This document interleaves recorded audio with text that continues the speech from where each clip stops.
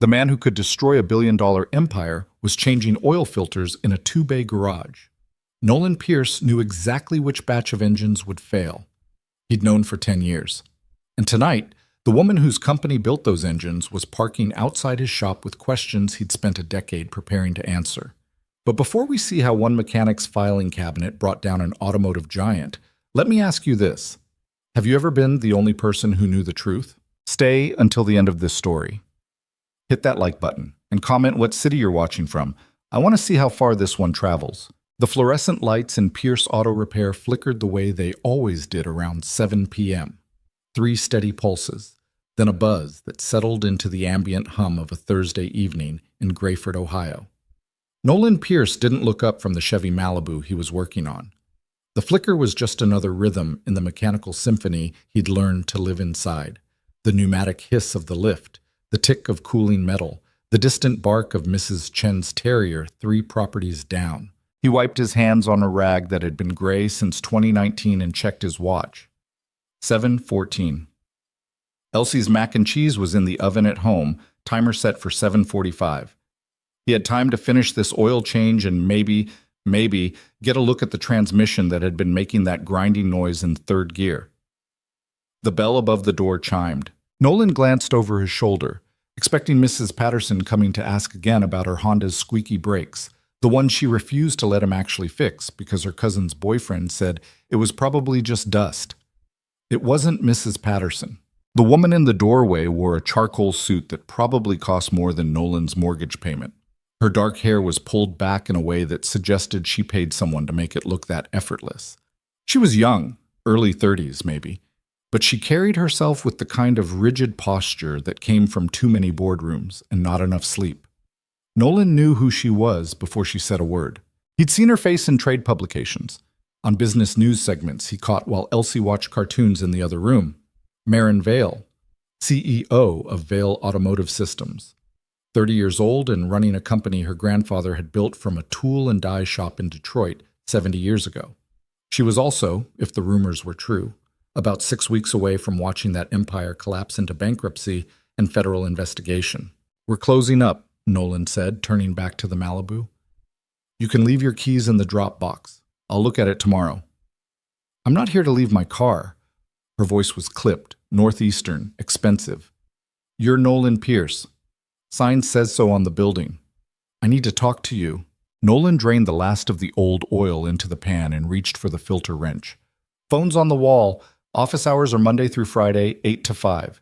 You want an appointment, call Sharon. She handles the schedule." "Sharon is your answering machine." "Sharon's very efficient." Maren Vale didn't move from the doorway. Nolan could feel her watching him work, cataloging, calculating. He'd seen that look before, back when he wore a different kind of clothes and worked in a different kind of building. "Mr. Pierce, I'm not here about your services as a mechanic. Only service I offer." "I know who you are." Nolan's hands paused for half a second, then continued unscrewing the filter. Oil dripped dark and thick into the catch pan. "Congratulations. You want a medal? I know you worked for us 12 years ago. I know you were part of the R&D team that developed the VX7 engine platform. That was a long time ago. I know you left the company in 2015. I know you filed 3 separate internal reports about a defect in the cylinder head assembly. And I know," she took a step into the garage, her heels clicking on the concrete, "I know you've been repairing VX7 engines in this garage for the past decade." Nolan set down the wrench and finally looked at her directly. "You drove 3 hours from Detroit to tell me things you already know?" "I drove 3 hours to ask if you kept records." The fluorescent lights flickered again. Somewhere in the back office, the space heater kicked on with a rattle that Nolan kept meaning to fix. "Records of what?" "Don't insult both of us, Mr. Pierce." Maren's jaw was tight. 743 VX7 engines have catastrophically failed in the past 18 months. The NHTSA opened an investigation in January. We've recalled every vehicle. Our stock price has dropped 62% in 3 weeks, and every single failure matches the exact defect pattern you reported in 2015. Nolan pulled a fresh filter from the shelf and began threading it onto the Malibu's engine block. "Sounds like you have a problem. We have lawsuits in 11 states. We have a federal investigation. We have families who lost loved ones in crashes caused by engines that seized at highway speeds. Her voice cracked slightly on the last part, just a hairline fracture in the professional veneer. And we have lawyers who found your name buried in old company records, the man who warned us this would happen. Then you don't need me. You already know what went wrong. I need to know what you know. I need to know what you documented. Because right now, the picture being painted is that Vail Automotive deliberately ignored safety warnings and continued production, that we knew about the defect and hid it. Nolan lowered the Malibu off the lift and wiped his hands again. Did you? No. But someone did. Marin's silence was its own answer. Nolan walked to the small office at the back of the garage, barely more than a closet with a desk, a filing cabinet, and a calendar from a parts supplier that was 3 years out of date. Elsie's drawing of a purple dinosaur was taped to the wall, the corners curling. He could feel Marin following him, her presence filling the small space like a pressure change before a storm. He unlocked the bottom drawer of the filing cabinet. Inside were folders, dozens of them, organized by year, by batch code, by failure type, each one meticulously labeled in Nolan's precise engineer's handwriting. 2015, he said, pulling out a thick folder. First batch of VX7s that came through here. Guy brought in a Traverse, engine seized on I-75. Towed it in, told me it just died. No warning. I pulled the engine apart and found the cylinder head cracked along the same stress line I'd flagged in the design phase. He opened the folder. Inside were photos, printed on regular copy paper. Close-ups of metal fractures, measuring tools placed for scale, batch codes stamped into engine blocks. Took photos, documented everything, called it a fluke. He pulled out another folder. 2016, 3 more engines, same failure, same crack pattern, same batch code series. Another folder. 2017, 7 engines. 2018, 14. 2019, 22. The folders stacked up on the desk between them, a growing paper monument to a decade of systematic failure. I kept calling it flukes, Nolan said quietly. Kept thinking maybe I was wrong. Maybe I'd missed something in the original design, made a mistake in the calculations, so I kept fixing them. Kept documenting. Kept waiting for someone at your company to notice the pattern. Marin was staring at the folders like they were evidence at a crime scene. How many total? Through last month? 217 engines. All failures consistent with the defect I reported in 2015. All failures I documented with photos, batch codes, customer statements, and repair notes.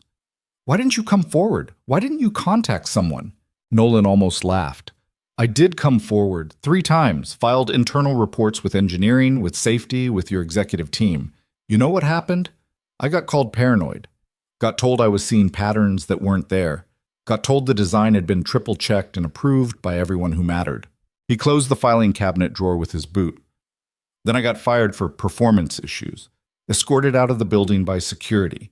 Had to sign an NDA that said, if I ever talked about proprietary company information, you'd sue me for everything I'd ever own. Who fired you? Your head of operations? Guy named Conrad Sloan.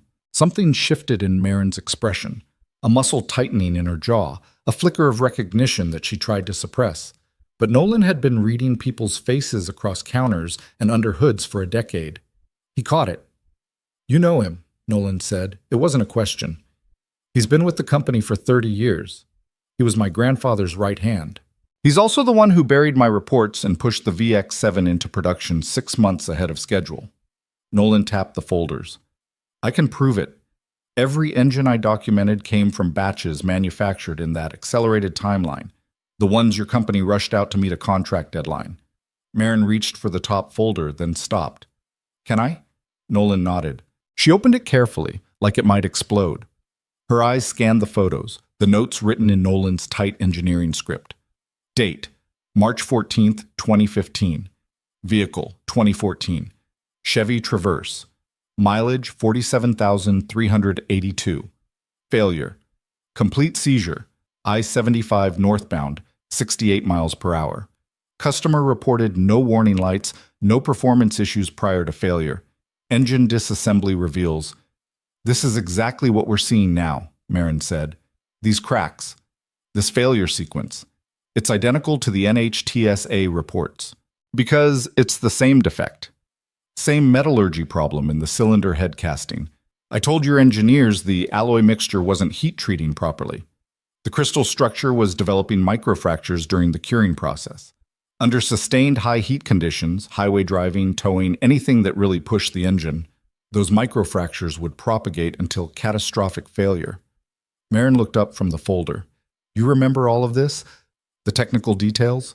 I designed that engine, Ms. Vale. I spent 2 years of my life on the VX7 platform. I knew every alloy composition, every tolerance spec, every thermal load calculation. Nolan leaned against the filing cabinet. I also knew it wasn't ready for production when Sloan pushed it through, but I was 28 years old, and he was the guy who'd built half the cars in America. So when he said I was wrong, I figured maybe I was. Until the engines started failing.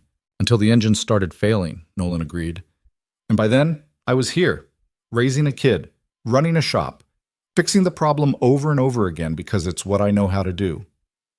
Marin closed the folder and looked around the small office, at the purple dinosaur drawing, at the space heater with its rattling fan, at the man in front of her who'd spent 10 years quietly documenting the collapse of her company's flagship product. What do you want? She asked. Want? For these records. For your testimony.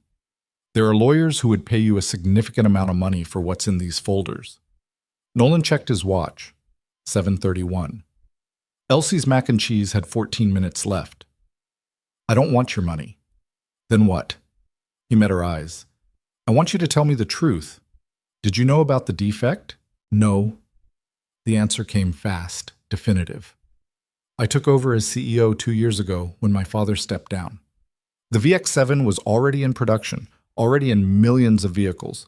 I knew we were having quality issues, but Conrad kept telling me it was normal variation, acceptable failure rates, cost of doing business. And you believed him. I believed the data he showed me. I believed the engineers he put in front of the board. I believed... She stopped.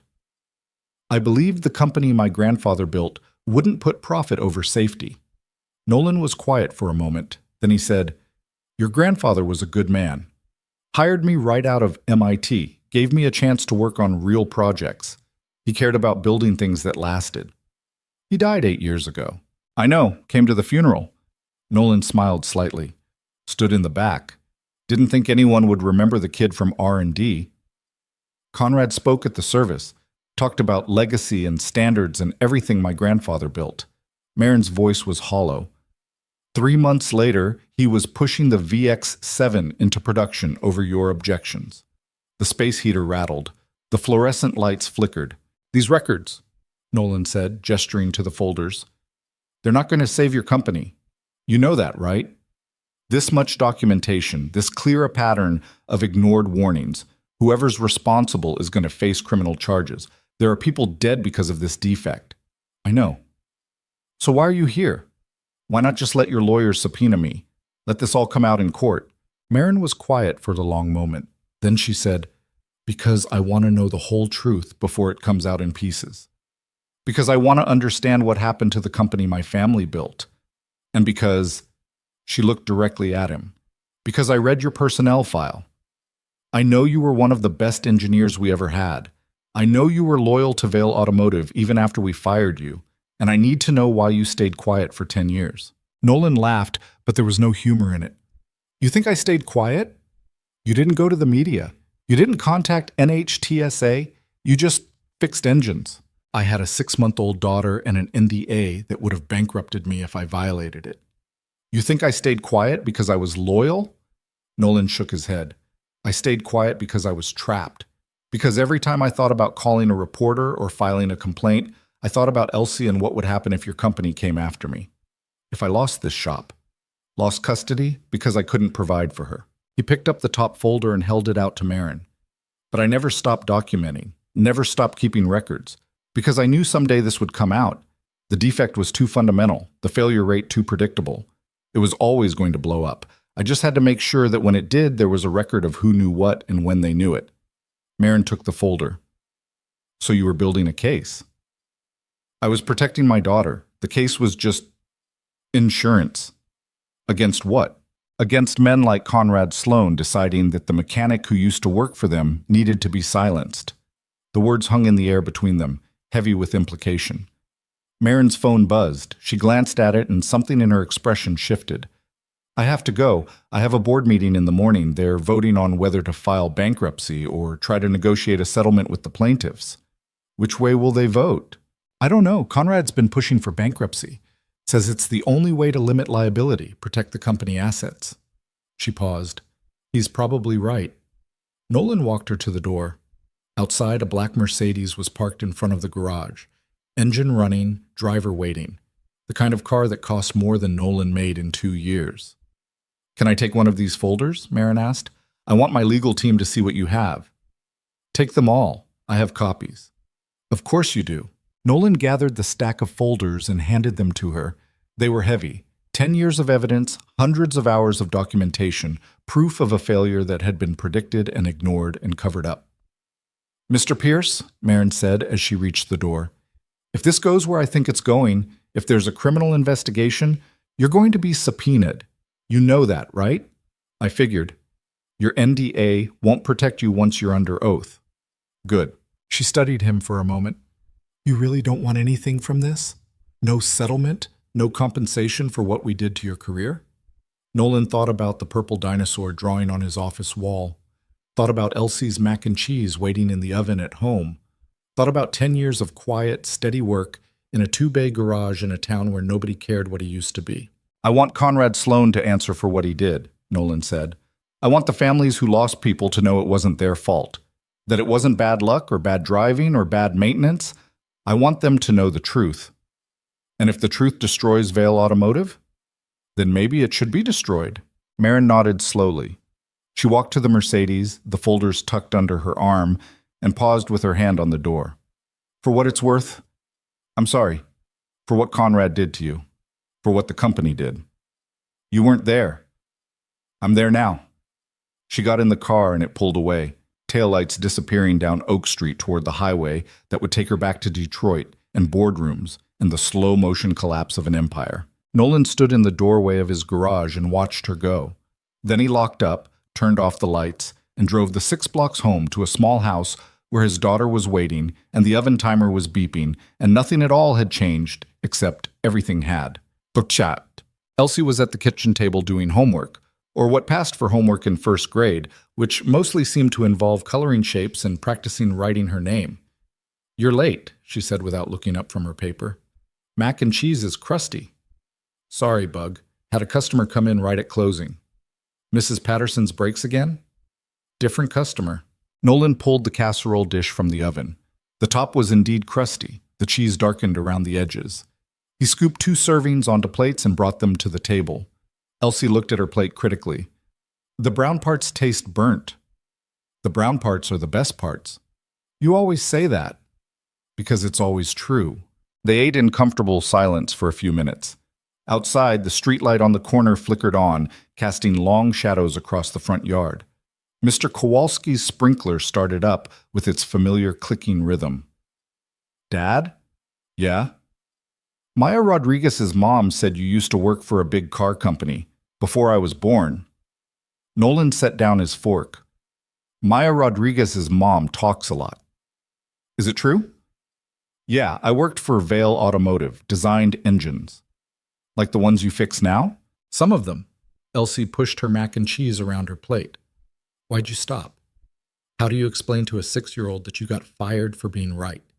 That you were escorted out of a building by security while your colleagues avoided eye contact? That you spent the next year sending out resumes while your daughter's mother decided she didn't want to be married to an unemployed engineer with a newborn? It was time for something different, Nolan said.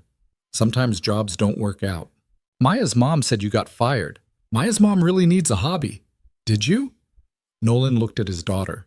She had her mother's eyes, dark brown, too perceptive for someone who still believed in the tooth fairy. Yeah, he said. I got fired. Why? Because I told my boss something he didn't want to hear. What did you tell him? That he was making a mistake, that the engines we were building weren't safe. Elsie considered this. Were you right? Yeah. And he fired you for being right? Sometimes people don't like being told they're wrong, especially when they're the boss and being wrong is expensive. That's dumb, Nolan smiled. Yeah, Bug, it is. They finished dinner. Elsie went to brush her teeth while Nolan cleaned up the kitchen. He was loading the dishwasher when his phone rang. Unknown number, Detroit area code. He let it go to voicemail. 2 minutes later, it rang again. Same number. On the third call, he answered. Mr. Pierce? A woman's voice, professional, crackling slightly on what sounded like a car phone connection. This is Jessica Chen. I'm an attorney with Morrison & West. Marin Vale asked me to contact you. Kind of late for a legal call. I apologize. Ms. Vale just left an emergency board meeting and asked me to reach out immediately. We need to discuss your documentation of the VX7 failures. Nolan put the phone on speaker and continued loading dishes. Discuss what about them? We need to verify the chain of custody for your records. If these documents are going to be used in litigation, and they will be, we need to establish that they haven't been tampered with, that they are authentic contemporaneous records, and that you maintain them in the normal course of business. I kept them in a filing cabinet, took photos with whatever camera I had at the time, wrote notes on my breaks. That normal enough? Mr. Pierce, I understand this is inconvenient, but... Lady, it's 8:30 on a Thursday night. I've got a first grader in the bathroom who needs to practice her spelling words and a cat that's about to knock over my coffee. So whatever you need to verify, we can do it tomorrow during business hours. There was a pause. Of course. I apologize. Can you come to our Detroit office tomorrow afternoon? No. Monday? I run a business, Ms. Chen. I can't just close up shop and drive to Detroit every time Vale Automotive needs something. We're prepared to compensate you for your time. I don't want compensation. I want to be left alone to do my job. Another pause, longer this time. Then, Mr. Pierce, I'm going to be direct with you. We have reason to believe that certain parties within Vale Automotive may attempt to discredit your testimony or interfere with your records. We need to get ahead of that. What certain parties? I'm not at liberty to say over an unsecured line.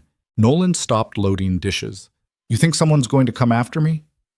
I think you have documentation that could result in criminal charges against powerful people who have significant resources and strong motivation to make that documentation disappear. So you want to take my records into protective custody? We want to make digital copies, verify their authenticity with forensic analysts, and yes, preserve the originals in a secure location. No. Mr. Pierce, those records stay with me. You want copies? Fine. Send someone here with a scanner, but I'm not handing over the only proof I have that I was right about this. Jessica Chen sighed. I'll talk to Ms. Vale. We'll send a team tomorrow morning if that works for you. Make it afternoon. I've got an oil change at 9 and a transmission at 11. Fine. 2 p.m.? Works. He hung up as Elsie emerged from the bathroom, toothbrush dangling from her mouth. Who off that? She mumbled around the toothbrush. Work stuff. Go spit. She trudged back to the bathroom. Nolan heard the water run, heard her humming something that was probably supposed to be the song from whatever cartoon she'd been watching. Normal sounds. Safe sounds. The soundtrack of a life he'd built from the rubble of the one that had collapsed 10 years ago. His phone buzzed. Text message from the unknown Detroit number. This is Marin Vale. Jessica said you won't let us secure the records. I understand your hesitation, but please reconsider. These documents are the only hard evidence we have. MV Nolan typed back. They're also the only hard evidence I have. If something happens to them while in your custody, I'm left with nothing. They stay here. The response came fast. Then let us station security at your shop. 24-hour protection until this is resolved. Don't need protection. Need people to leave me alone. Mr. Pierce, please. Conrad Sloan has been with this company for 30 years. He has connections, resources, and a very strong incentive to make sure your documentation never sees a courtroom. I'm not being paranoid. I'm being realistic. Nolan stared at the message. Elsie called from her bedroom that she was ready for a story. The cat, an orange tabby named Wrench, jumped onto the counter and started investigating the leftover mac and cheese. He typed, 1 security guard, outside only, and if anyone in a suit shows up at my daughter's school, this deal is off. Agreed. Thank you. He locked his phone and went to read Elsie a story about a mouse who lived in a department store and had adventures with the stuffed animals after closing time. She fell asleep halfway through chapter 3, her small body curled around her favorite stuffed elephant. Nolan sat in the chair next to her bed for a while after she was asleep, watching her breathe, listening to the house settle around them. 10 years ago, he'd held her in a hospital room and made a promise that he would keep her safe, that he would build a life for them, that he would never let the chaos of the world touch her. Now the chaos was parked outside in a Mercedes, hiding in filing cabinets, buried in engine blocks scattered across the Midwest. His phone buzzed one more time. Another text from Marin Vale. The board voted tonight. We're filing Chapter 11 on Monday. Conrad convinced them it's the only way to survive the lawsuits. I'm sorry. Nolan didn't respond. He turned off his phone, checked the locks on the doors and windows, and went to bed in a house that felt suddenly smaller, more fragile, like it was built from cards instead of boards and nails. Outside, a black SUV pulled up across the street and parked under the broken streetlight. The driver cut the engine, but didn't get out. Just sat there in the dark, watching. Security, probably. Or something else. Nolan closed his eyes and tried to sleep, but his mind kept circling back to the filing cabinet in his office, to the folders stacked inside, to 10 years of careful documentation that had suddenly become the most dangerous thing he owned. Somewhere in Detroit, in a boardroom overlooking the river, Conrad Sloan was probably having a drink and making phone calls. Calculating. Planning. Protecting the empire he'd spent 3 decades building. And here in Grayford, in a small house on a quiet street, Nolan Pierce lay awake and waited for morning and whatever came with it. The mouse in Elsie's book had been brave enough to face the world outside the department store, had made friends with unlikely allies and found adventure in unexpected places. Nolan hoped like hell this story ended better than that one usually did, because mice, in his experience, tended to get crushed by things much bigger than themselves. And he had a feeling the crushing was about to begin. The security guard's name was Marcus Webb, and he looked like he'd rather be anywhere else. He showed up at 6:47 a.m., 13 minutes before Nolan usually opened the shop, and stood by the black SUV with the posture of a man who'd done too many overnight shifts and not enough stretching. Nolan unlocked the garage bay doors and nodded at him. Marcus nodded back. They didn't speak. It was the beginning of a relationship built entirely on mutual discomfort and contractual obligation. By 8:15, Nolan had the Malibu finished and was elbow-deep in a Ford F-150's transmission when the legal team arrived. 3 people in a silver Lexus. Jessica Chen, who looked exactly like her voice sounded. Crisp, efficient, 20 years of arguing in front of judges. A younger man in glasses who introduced himself as David Park, forensic document analyst. And a woman who didn't introduce herself at all, just started unloading equipment from the trunk. Mr. Pierce, Jessica said, extending a hand Nolan couldn't shake because his were covered in transmission fluid. Thank you for accommodating us. Didn't have much choice. You always have a choice. Nolan wiped his hands and led them to the office. David Park immediately zeroed in on the filing cabinet like a bloodhound catching a scent. The unnamed woman started setting up what looked like a portable scanning station on Nolan's desk, pushing aside the coffee mug Elsie had made him in art class, lumpy, glazed in purple, perfect. We'll need to photograph each document in situ before removal, David said, already pulling on white cotton gloves. Then we'll scan at 600 dpi, create hash values for each file, and document the complete chain of custody. In English, Nolan said. Jessica stepped in. We're going to prove these documents are exactly what you say they are. Contemporaneous records created at the time of each repair, unaltered, authentic.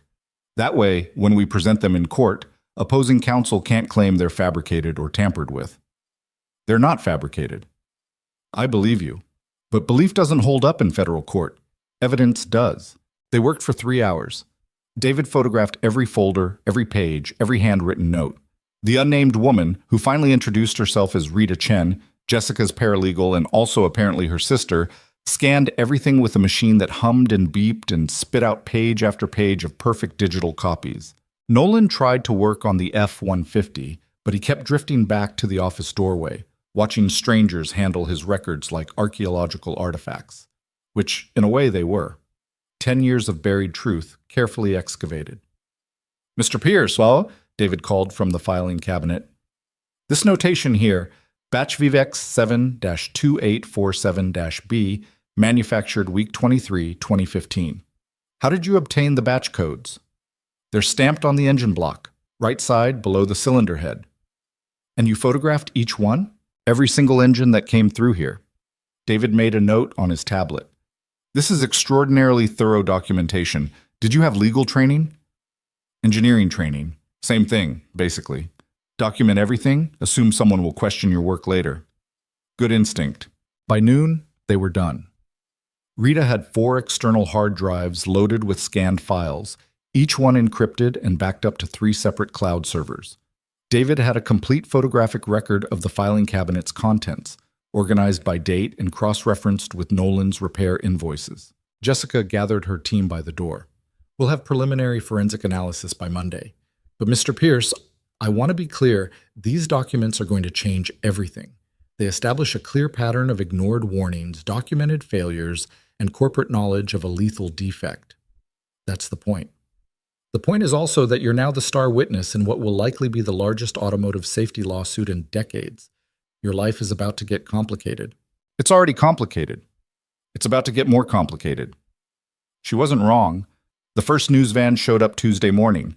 Local affiliate, young reporter with ambitious hair and questions Nolan had no intention of answering. Marcus Webb politely but firmly escorted her back to the property line. The second van arrived an hour later, then a third. By Wednesday, there were 6 news trucks parked on Oak Street, their satellite arrays telescoped up like mechanical flowers searching for signal. Nolan kept the garage doors closed and worked on cars. Marcus Webb earned his paycheck keeping reporters at bay. And somewhere in the background, just out of sight, the legal machinery ground forward. Thursday afternoon, Maren Vale came back. She looked worse than the first time. Hair pulled back but coming loose, suit jacket wrinkled like she'd slept in it, dark circles under her eyes that makeup couldn't quite hide. She walked past Marcus with a brief nod that suggested they'd met before, maybe multiple times. Nolan was replacing brake pads on a Honda Civic when she appeared in the bay. "Bad week?" he asked without looking up. "You could say that." "Board still pushing bankruptcy?" "Board approved it. We filed Monday morning. Vale Automotive is officially in Chapter 11 reorganization." She said it like she was announcing a death in the family, which, in a way, she was. Nolan torqued the last lug nut and lowered the Civic off the lift. "Sorry. Are you?" "Your grandfather was good to me. Yeah, I'm sorry his company's falling apart. Even though it deserves to?" "Things can deserve to fail and still be worth mourning." Maren leaned against the workbench, suddenly looking exhausted. "The lawyers went through your documentation. David Park says it's some of the most comprehensive failure analysis he's ever seen outside of an NTSB investigation. I'm thorough." "You're angry." Nolan set down his wrench. "Yeah, I'm angry." "At us? At Conrad? At the whole situation?" "Yes." It wasn't the answer she expected, Nolan could tell. She'd been looking for something more specific, more actionable. A villain she could point to and blame. But the truth was messier than that. "I'm angry you fired me for being right," Nolan said. "I'm angry Conrad buried my reports. I'm angry every time I pulled apart another failed engine and knew it didn't have to be this way. And I'm angry at myself for staying quiet because I was scared." "You had a daughter to protect." "That's what I told myself. But the truth is I could have found a way. Could have contacted NHTSA anonymously, leaked the documents to a reporter, something. Instead, I just fixed engines and kept records and told myself I was playing the long game." He picked up a shop rag and wiped his hands, a gesture so automatic it barely registered.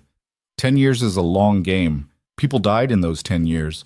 Families lost parents, kids, spouses, because engines failed the way I predicted they would, and I kept quiet. "That's not your fault, isn't it?" Maren was quiet for a moment. Then she said, "Conrad's blaming you." Nolan went still. "What?" "Not publicly, not yet. But in internal meetings, in conversations with the board, he's building a narrative that you sabotaged the VX7 design, that you were a disgruntled employee who deliberately created a defect so you could later profit from exposing it." "That's insane." "That's strategy. He's trying to discredit you before you can testify. He's pulling your personnel file, your performance reviews, your financial records from when you worked for us. looking for anything he can use to paint you as unstable, vindictive, compromised. Nolan felt something cold settle in his chest. He's going after my credibility. He's going after everything. Your employment history, your divorce, your finances. What about my finances? Marin looked uncomfortable. You filed bankruptcy in 2017, medical bills from Elsie's birth, your ex-wife's student loans. How do you know about that? Conrad's lawyers are building a profile. They're going to argue that you have financial motivation to fabricate evidence, that you're trying to cash in on Vale's crisis. I told you I don't want your money. I know, but Conrad's going to argue you're just plain hard to get, waiting for the settlement offers to get bigger. Nolan threw the shop rag across the bay. It hit the far wall and fell to the concrete with a pathetic slap. So what am I supposed to do? Just let him trash my reputation? You're supposed to let us handle it. Jessica has a forensic accountant reviewing your business records to establish you haven't received any suspicious payments. David's prepared to testify that your documentation is authentic. We're building a case that you're exactly what you appear to be, a mechanic who documented failures in the normal course of business. And what about the part where I used to work for you? Where I have every reason to be bitter? That's where it gets complicated. Marin straightened, and something in her posture changed. She wasn't the exhausted CEO anymore. She was someone who'd spent 3 days in strategy meetings with lawyers who billed $400 an hour. Jessica thinks we need to get ahead of Conrad's narrative.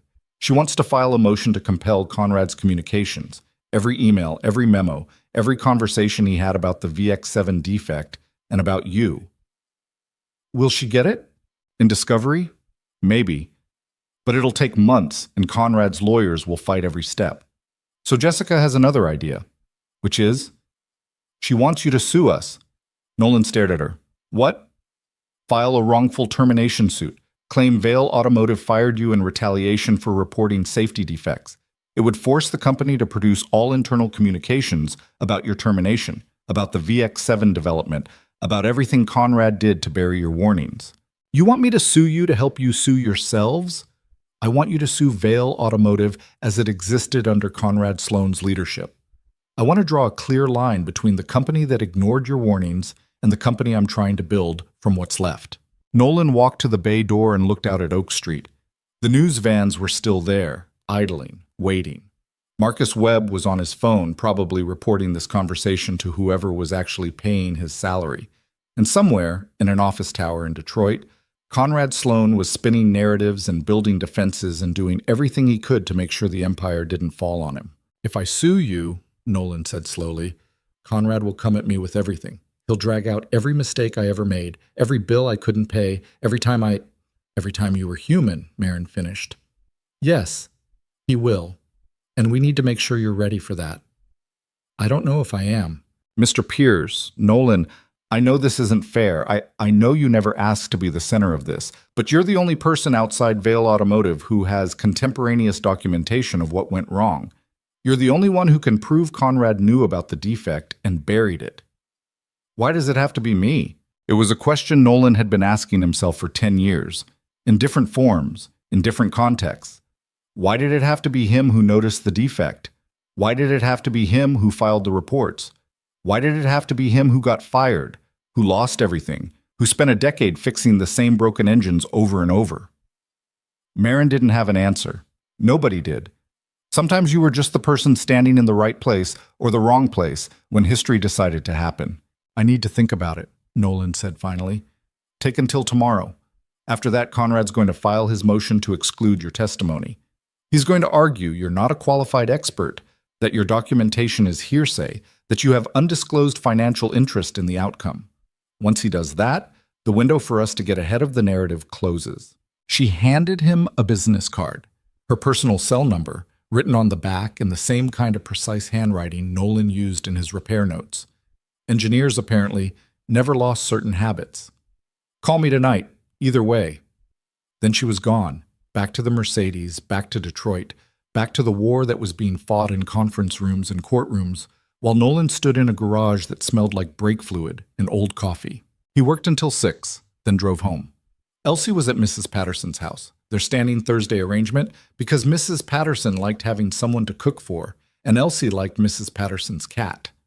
Nolan picked her up, and they drove home through streets that felt suddenly unfamiliar, like he was seeing them from the wrong angle. "Dad, why are there cameras outside our house?" Nolan looked. She was right. Two news vans parked on the street, cameras pointed at the small house like it was a crime scene. Work stuff. What kind of work stuff needs cameras? Boring adult work stuff. Is it about the car company, the one you used to work for? Nolan pulled into the driveway and put the car in park. He should have known she'd figure it out. Elsie was 6, but she paid attention. She noticed things. It was one of the ways she was exactly like him. "Yeah," he said. "It's about the car company." "Are you in trouble?" "No, but some people at the company are." "Because of the engines you said were broken?" "Yeah." Elsie unbuckled her seatbelt and looked at him with those two perceptive eyes. "Are they mad at you for being right?" "Some of them are. That's still dumb." "Yeah, Bug. It is." They went inside. Nolan made spaghetti while Elsie did homework at the kitchen table. The news van stayed outside. Marcus Webb's replacement, a woman named Torres who looked like she could bench press the SUV she arrived in, parked across the street and settled in for the night shift. At 8:47, after Elsie was in bed, Nolan's phone rang. Unknown number, New York area code. He almost didn't answer, but something made him pick up. "Mr. Pierce? This is Richard Kelso. I'm a producer for Frontline. We're working on an investigation into Vail Automotive's safety practices, and we'd like to talk to you." "I'm not interested." "We've spoken with 3 families who lost loved ones in VX7 engine failures. They deserve to know the truth about what happened. You can help them understand. Call Vail's PR department." "Mr. Pierce, we know you documented these failures for years. We know you tried to warn the company. Don't you think the public deserves to hear that story?" "The public can hear it in court. If it gets to court, Conrad Sloan has a reputation for making these things disappear. Settlements, NDAs, legal maneuvers that keep the truth buried. But if you go on record now..." Nolan hung up. The phone rang again. Same number. He blocked it. 2 minutes later, a text from a different number. "Mr. Pierce, this is Amanda Reeves, Washington Post. We're publishing a story on Vail Automotive next week. I'd like to include your perspective. Can we talk?" Nolan turned off his phone. In the silence that followed, he could hear the house settling around him. The refrigerator's hum, the heat kicking on. Elsie's soft breathing from down the hall, audible through the crack in her door. He thought about Marin's offer, about suing Vail Automotive, about forcing Conrad's communications into the open, about becoming the public face of a corporate scandal that was about to consume everything. He thought about the news vans outside and the reporters calling and the forensic accountants digging through his finances looking for evidence of what? What did they think they'd find? He ran a 2-bay garage in Ohio. His biggest monthly expense was Elsie's orthodontist savings fund. He thought about Conrad Sloan in a Detroit office tower, probably drinking expensive scotch and making plans. At 9:23, Nolan turned his phone back on and called the number Marin had written on the card. She answered on the first ring. "Did you decide? If I do this, if I sue, I need protection, real protection, not just Marcus Webb sitting outside my shop." "What kind of protection?" "Legal. I need your lawyers to represent me in the wrongful termination suit. I need them to shield my finances, my history, everything Conrad's going to try to use against me." "Done. And I need you to keep Elsie out of this. No cameras at her school, no reporters following her, nothing that touches her." "I can't control the media." "Then control your media people. Put out a statement that my daughter is off limits. Make it clear that anyone who approaches her will face legal action." There was a pause, then Marin said, "Okay, I'll talk to our communications team. And one more thing." "What?" "When this is over, when Conrad's dealt with and the truth comes out and Vail Automotive either survives or doesn't, I want my name back." "Your name?" "I designed the VX7 platform. Before Conrad pushed it into production, before the defect, before everything went wrong, I designed an engine that worked. An engine that would have been safe if it had been manufactured correctly. And I want credit for that. Not for the failure, for the design that Conrad corrupted." Marin was quiet for a long moment. "I'll see what I can do." "That's not good enough. I want it in writing. Part of whatever settlement comes out of the wrongful termination suit. My name goes back on the VX7 patent, the original design, before Conrad's changes. That's not a simple ask. Patent attribution is complicated, and I don't care how complicated it is. That's the price. You want me to be your star witness? You want me to sue your company? You want me to stand up in court and destroy Conrad Sloan? Fine. But I get my name back. Another pause. Then, I'll have Jessica drafted into the agreement. Good. Nolan, thank you. Don't thank me yet. This is going to get ugly. I know. He hung up and sat in the dark kitchen for a while, listening to the house and trying to convince himself he'd made the right choice. Tomorrow, Jessica Chen would file a wrongful termination lawsuit, Nolan Pierce versus Vale Automotive Systems. And the clock would start ticking on whatever Conrad Sloan had planned. Nolan stood and checked the locks on the doors, checked the windows, checked Elsie's room where she slept curled around her elephant. Everything looked the same as it always did.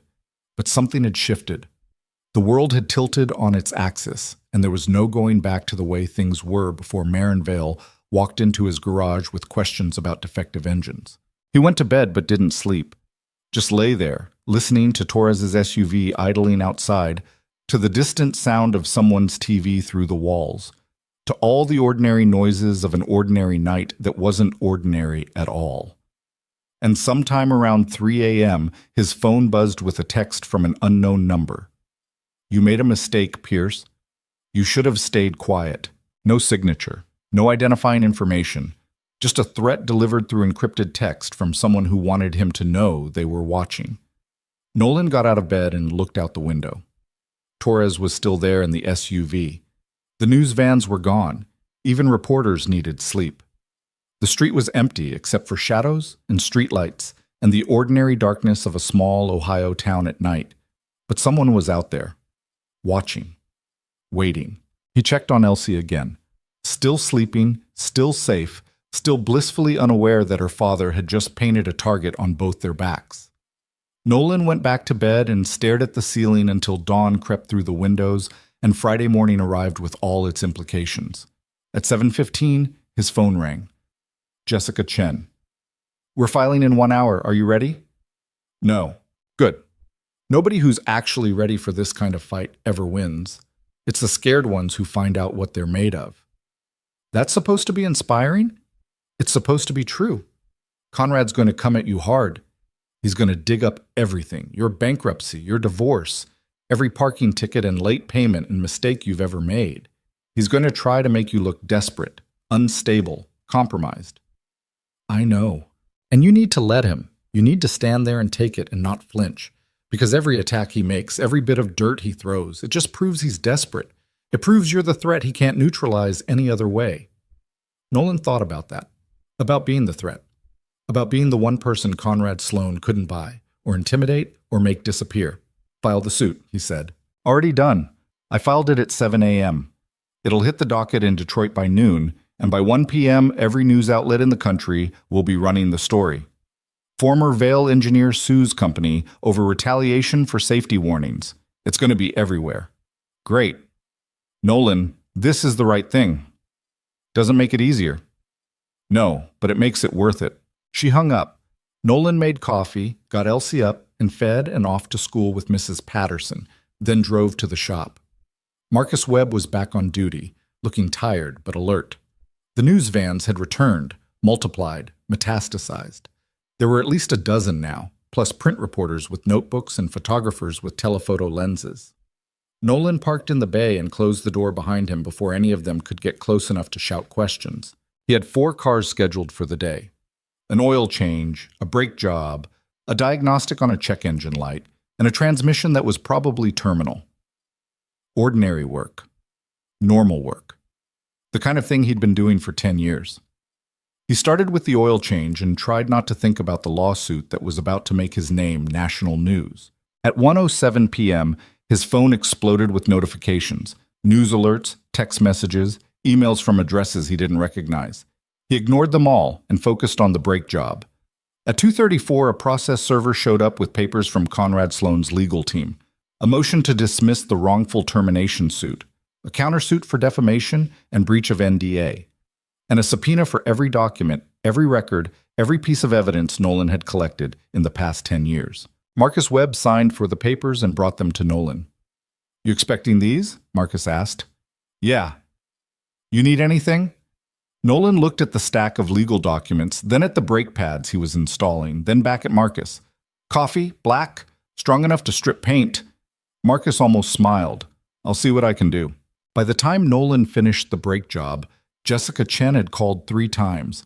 Marin Vale had texted twice, and someone claiming to be from the FBI had left a voicemail asking him to call back. He ignored them all and moved on to the diagnostic. The check engine light was a bad O2 sensor. Easy fix. He had it done in 40 minutes. The transmission was, as suspected, terminal. He called the customer and gave them the bad news. They asked if he could do anything. He said no, but he could recommend a good dealership for a replacement vehicle. They thanked him and hung up. Another ordinary transaction in an increasingly unordinary day. At 5:47, just as Nolan was cleaning up to go pick up Elsie, Marin Vale arrived again. She looked wired, running on coffee and adrenaline and whatever kept CEOs functional during corporate collapse. "Did you see the news?" she asked. "I've been working.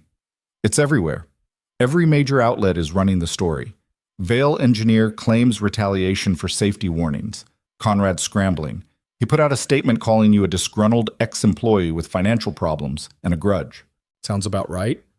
"Nolan, this is serious. He's trying to destroy your credibility before you can testify." "I know. And you're just, what, changing oil and replacing brake pads? What else am I supposed to do?" Marin stared at him like he was a puzzle she couldn't solve. Most people would be panicking, calling lawyers, strategizing, preparing for the fight. "I've been preparing for this fight for 10 years. Another day of brake pads isn't going to change anything." She sat on the workbench, suddenly looking exhausted again. "Conrad's board allies are calling for my resignation. They're saying I'm mishandling the crisis, that I'm making it worse by supporting your lawsuit." "Are you going to resign?" "No." "Good." They sat in silence for a moment. Two people who'd been pulled into a collision neither of them wanted, but both were too stubborn to walk away from. "Jessica says Conrad's going to depose you next week," Marin said. "His lawyers will ask you about everything, your employment, your finances, your relationship with me, every detail of how you collected your evidence." "Let them ask." "They're going to try to trip you up, get you to contradict yourself, admit to something that makes you look biased or compromised." "I'll tell the truth. Same as I've been doing. Truth isn't always enough, not in court, not when the other side has better lawyers and deeper pockets and a willingness to lie." Nolan stood and started putting away tools. "You know what I learned in 10 years of running this shop? Engines don't lie. You can spin narratives and build arguments and hire fancy lawyers, but at the end of the day, metal either holds or it breaks. The VX7 engines broke. They broke exactly the way I said they would, and no amount of Conrad's legal maneuvering changes that." "I hope you're right." "I am, because I did the math." Marin left. Nolan locked up the shop, waved to Marcus Webb, and drove home through streets lined with news vans and curious neighbors and the weight of a decision that was already shaping into consequences. Elsie was waiting at Mrs. Patterson's, full of stories about art class and recess and a kid named Tyler who'd fallen off the monkey bars. Normal 6-year-old concerns. The world as it should be. They went home and made tacos and watched a nature documentary about emperor penguins. Elsie fell asleep on the couch halfway through. Nolan carried her to bed, tucked her in, kissed her forehead. Then he sat at the kitchen table and read through the papers Marcus had delivered. Conrad's motion to dismiss, his countersuit, the subpoena. It was all there in legal language. The accusation that Nolan had fabricated evidence, that he was motivated by financial gain, that his documentation was unreliable and his testimony worthless. Nolan made notes in the margins, factual errors, provable lies, accusations that didn't match the timeline. By midnight, he had a 3-page response drafted in the same precise handwriting he used for repair notes. He emailed it to Jessica Chen with a subject line that just said, "Corrections." Her response came back in 4 minutes. "Are you always this thorough?" Nolan typed, "I'm an engineer. Thoroughness is the job. Conrad's going to hate you. He already does. Good. That means you're winning." Nolan closed the laptop and sat in the dark kitchen, listening to the house settle and Torres's SUV idling and the ordinary sounds of a life that had become extraordinary without his permission. Tomorrow was Saturday. He had 6 cars scheduled, a backlog of work that wouldn't care about lawsuits or depositions or the corporate warfare happening in Detroit.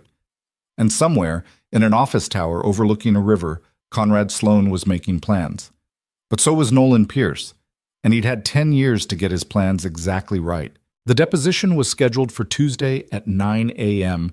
in a conference room that probably cost more per hour than Nolan made in a week. Jessica Chen picked him up at 7. She didn't trust him to drive to Detroit on his own, which was fair because Nolan had seriously considered not showing up at all. "Wear the blue shirt," she'd told him on the phone. "Not the one with the grease stain, the other blue one. I only have one blue shirt." "Then buy another one." He'd bought another one. It felt stiff and wrong, like he was wearing someone else's skin. They drove in silence for the first hour. Jessica kept glancing at the notes on her tablet, then at Nolan, then back at the notes. Finally, she said, "Conrad's lead attorney is Martin Vickers. He's been doing corporate defense for 30 years. He's good at making witnesses look stupid." "I'll try not to be stupid. That's not what I mean. He's going to ask you the same question 5 different ways, trying to get you to contradict yourself. He's going to imply things without stating them directly. He's going to make you angry, so you say something you regret." "I don't get angry." Jessica looked at him. "Everyone gets angry. Not in a way that shows." They pulled into the parking garage of a glass tower that reflected the gray Detroit sky like a mirror. The building directory listed Vail Automotive Systems on floors 12 through 18. Conrad's lawyers were on 23. The conference room had windows that looked out over the river and furniture that was aggressively expensive in that way, designed to intimidate. Martin Vickers was already there, along with 2 associates who looked fresh out of law school and hungry to prove something. A court reporter sat in the corner, fingers poised over the stenotype machine. Conrad Sloan sat at the far end of the table. He was older than Nolan remembered. Early 60s now, hair gone silver but still thick, wearing a suit that probably cost more than Nolan's car. He looked at Nolan the way you'd look at a bug that had somehow made it inside despite your best efforts at pest control. "Mr. Pierce," Vickers said, standing. He was tall, angular, the kind of man who'd probably played basketball in college and still mentioned it at parties. "Thank you for being here." "Didn't have a choice. Nevertheless, please sit." Nolan sat. Jessica sat next to him. The court reporter's fingers started moving. Vickers began with the easy questions. Name, address, employment history. Nolan answered in the same flat tone he used when explaining to customers why their transmission was toast. Facts, no emotion, nothing that could be twisted. Then Vickers shifted gears. "Mr. Pierce, you filed bankruptcy in 2017. Is that correct?" "Yes." "What were the circumstances?" "Medical bills for my daughter's birth. Student loans my ex-wife left me with when she filed for divorce. General cost of trying to keep a business running while raising a kid alone." "So you were in financial distress?" "I was in the same financial distress as half of America." "Did you seek any financial assistance from Vail Automotive after your termination?" "No." "Did you contact anyone at the company asking for money?" "No." "Did you ever consider selling the documentation you'd collected to a competitor? To the media? To plaintiffs' attorneys?" "No." Vickers made a note. "Mr. Pierce, you claim you documented VX7 engine failures for 10 years. Why didn't you come forward sooner?" Jessica touched Nolan's arm, a signal they'd agreed on. "Careful here." "I was bound by an NDA, Nolan said. "Your client made it very clear that discussing proprietary company information would result in legal action. But you're claiming Vail Automotive retaliated against you for reporting safety concerns. If that's true, wouldn't the NDA be unenforceable?" "I'm not a lawyer. I just knew signing it was the only way to get my severance package, and I had a kid to feed." "So you prioritized your financial situation over public safety." Jessica cut in. "That's a characterization, not a question." Vickers smiled. "Let me rephrase. Mr. Pierce, you had documentation of what you claim were dangerous defects. You could have contacted NHTSA anonymously. You could have leaked the information to the press. Instead, you stayed silent and continued to profit from repairing the defective engines. Is that accurate? The room went very quiet. Conrad was watching Nolan with an expression that might have been satisfaction. The associates were taking notes. The court reporter's fingers kept moving. Nolan took a breath. I stayed silent because I was scared. Scared of losing my business, losing custody of my daughter, losing everything I'd built after your client destroyed my career. So yeah, I fixed engines and kept records and told myself it was enough. You want to judge me for that? Go ahead, but don't pretend like I had choices I didn't have. You had the choice to act. I had the choice to destroy my life or protect my kid. I chose my kid, and I'd make the same choice again. Vickers glanced at Conrad, some unspoken communication passing between them. Then he pulled out a document and slid it across the table. Do you recognize this? Nolan looked. It was an email. His email from 2014 sent to his supervisor 3 months before the VX7 went into production. Yeah, I recognize it. Can you read the highlighted portion? Nolan read aloud. The current alloy mixture isn't testing within acceptable parameters. We need another 6 months to resolve the heat treating issues before we can recommend this design for production. And what happened after you sent this email? I was told the timeline couldn't change, that we had a contract deadline to meet, and I needed to make the design work within the existing schedule. Who told you that? Nolan looked directly at Conrad. He did. Conrad's expression didn't change. He might have been carved from the same expensive wood as the conference table. Vickers pulled out another document. This is a performance review from November 2014. It indicates you were struggling to meet deadlines, that you were resistant to team feedback, that you had difficulty accepting direction from supervisors. Does that sound accurate? No. You're saying the review is fabricated? I'm saying it was written by someone who wanted to justify firing me before I could cause more problems. Who wrote it? Nolan nodded at Conrad again. He did. Vickers spent the next 2 hours trying to poke holes in Nolan's timeline, his documentation methods, his motivations. He brought up the bankruptcy again, implying Nolan was desperate for money. He questioned why Nolan had kept such detailed records if he wasn't planning to use them for profit. He suggested Nolan had falsified repair dates to make the pattern look worse than it was. Nolan answered every question the same way. Facts, no emotion, nothing that could be twisted. At 1:15, they broke for lunch. Jessica led Nolan to a small conference room down the hall and closed the door. You're doing good, she said. He's trying to rattle you, and it's not working. He's trying to make me look like a liar. He's trying to make you look motivated by money, which is why we need to establish that you're not. This afternoon, I'm going to ask you about your finances. Be honest. If you struggled, say so. If you made mistakes, own them. The worst thing you can do is look like you're hiding something. They ate sandwiches from the building cafeteria. Nolan barely tasted his. Through the window, he could see the river and the Windsor skyline beyond it, and the whole landscape of a city that had built itself on making things, then slowly forgotten how. At 2 p.m., they resumed. Vickers pulled out more documents, Nolan's tax returns, business records, bank statements from the bankruptcy filing. He went through them line by line, highlighting every late payment, every overdraft, every month where Nolan had barely made rent. February 2017, Vickers said. You were 37 days late on your mortgage payment. Yeah. April 2017, you borrowed $3,000 from your father. Yeah. June 2017, you sold your wife's engagement ring to a pawn shop. Nolan felt something tight in his chest. Ex-wife. And yeah, I sold it. Because you needed money. Because I needed to keep the lights on and feed my kid. And now, 10 years later, you're suing Vail Automotive for wrongful termination, seeking damages that could amount to millions of dollars. Isn't that convenient timing? Jessica started to object, but Nolan held up a hand. He looked at Vickers, then at Conrad, then back at Vickers. You want to know why I'm suing now? Because your client spent 10 years covering up a defect that killed people. Because families lost loved ones, and Vail Automotive blamed driver error, or poor maintenance, or anything except the truth. And because someone needed to stand up and say what actually happened. Nolan's voice was steady, quiet, harder than the engine blocks he'd been pulling apart for a decade. You can question my finances all you want. You can imply I'm motivated by money. But at the end of the day, I have 217 documented engine failures that prove I was right, and your client was wrong. And no amount of legal maneuvering changes that. The room was silent except for the court reporter's fingers and the distant hum of the building's HVAC. Vickers closed his folder. No further questions. Conrad stood. Actually, I have a few.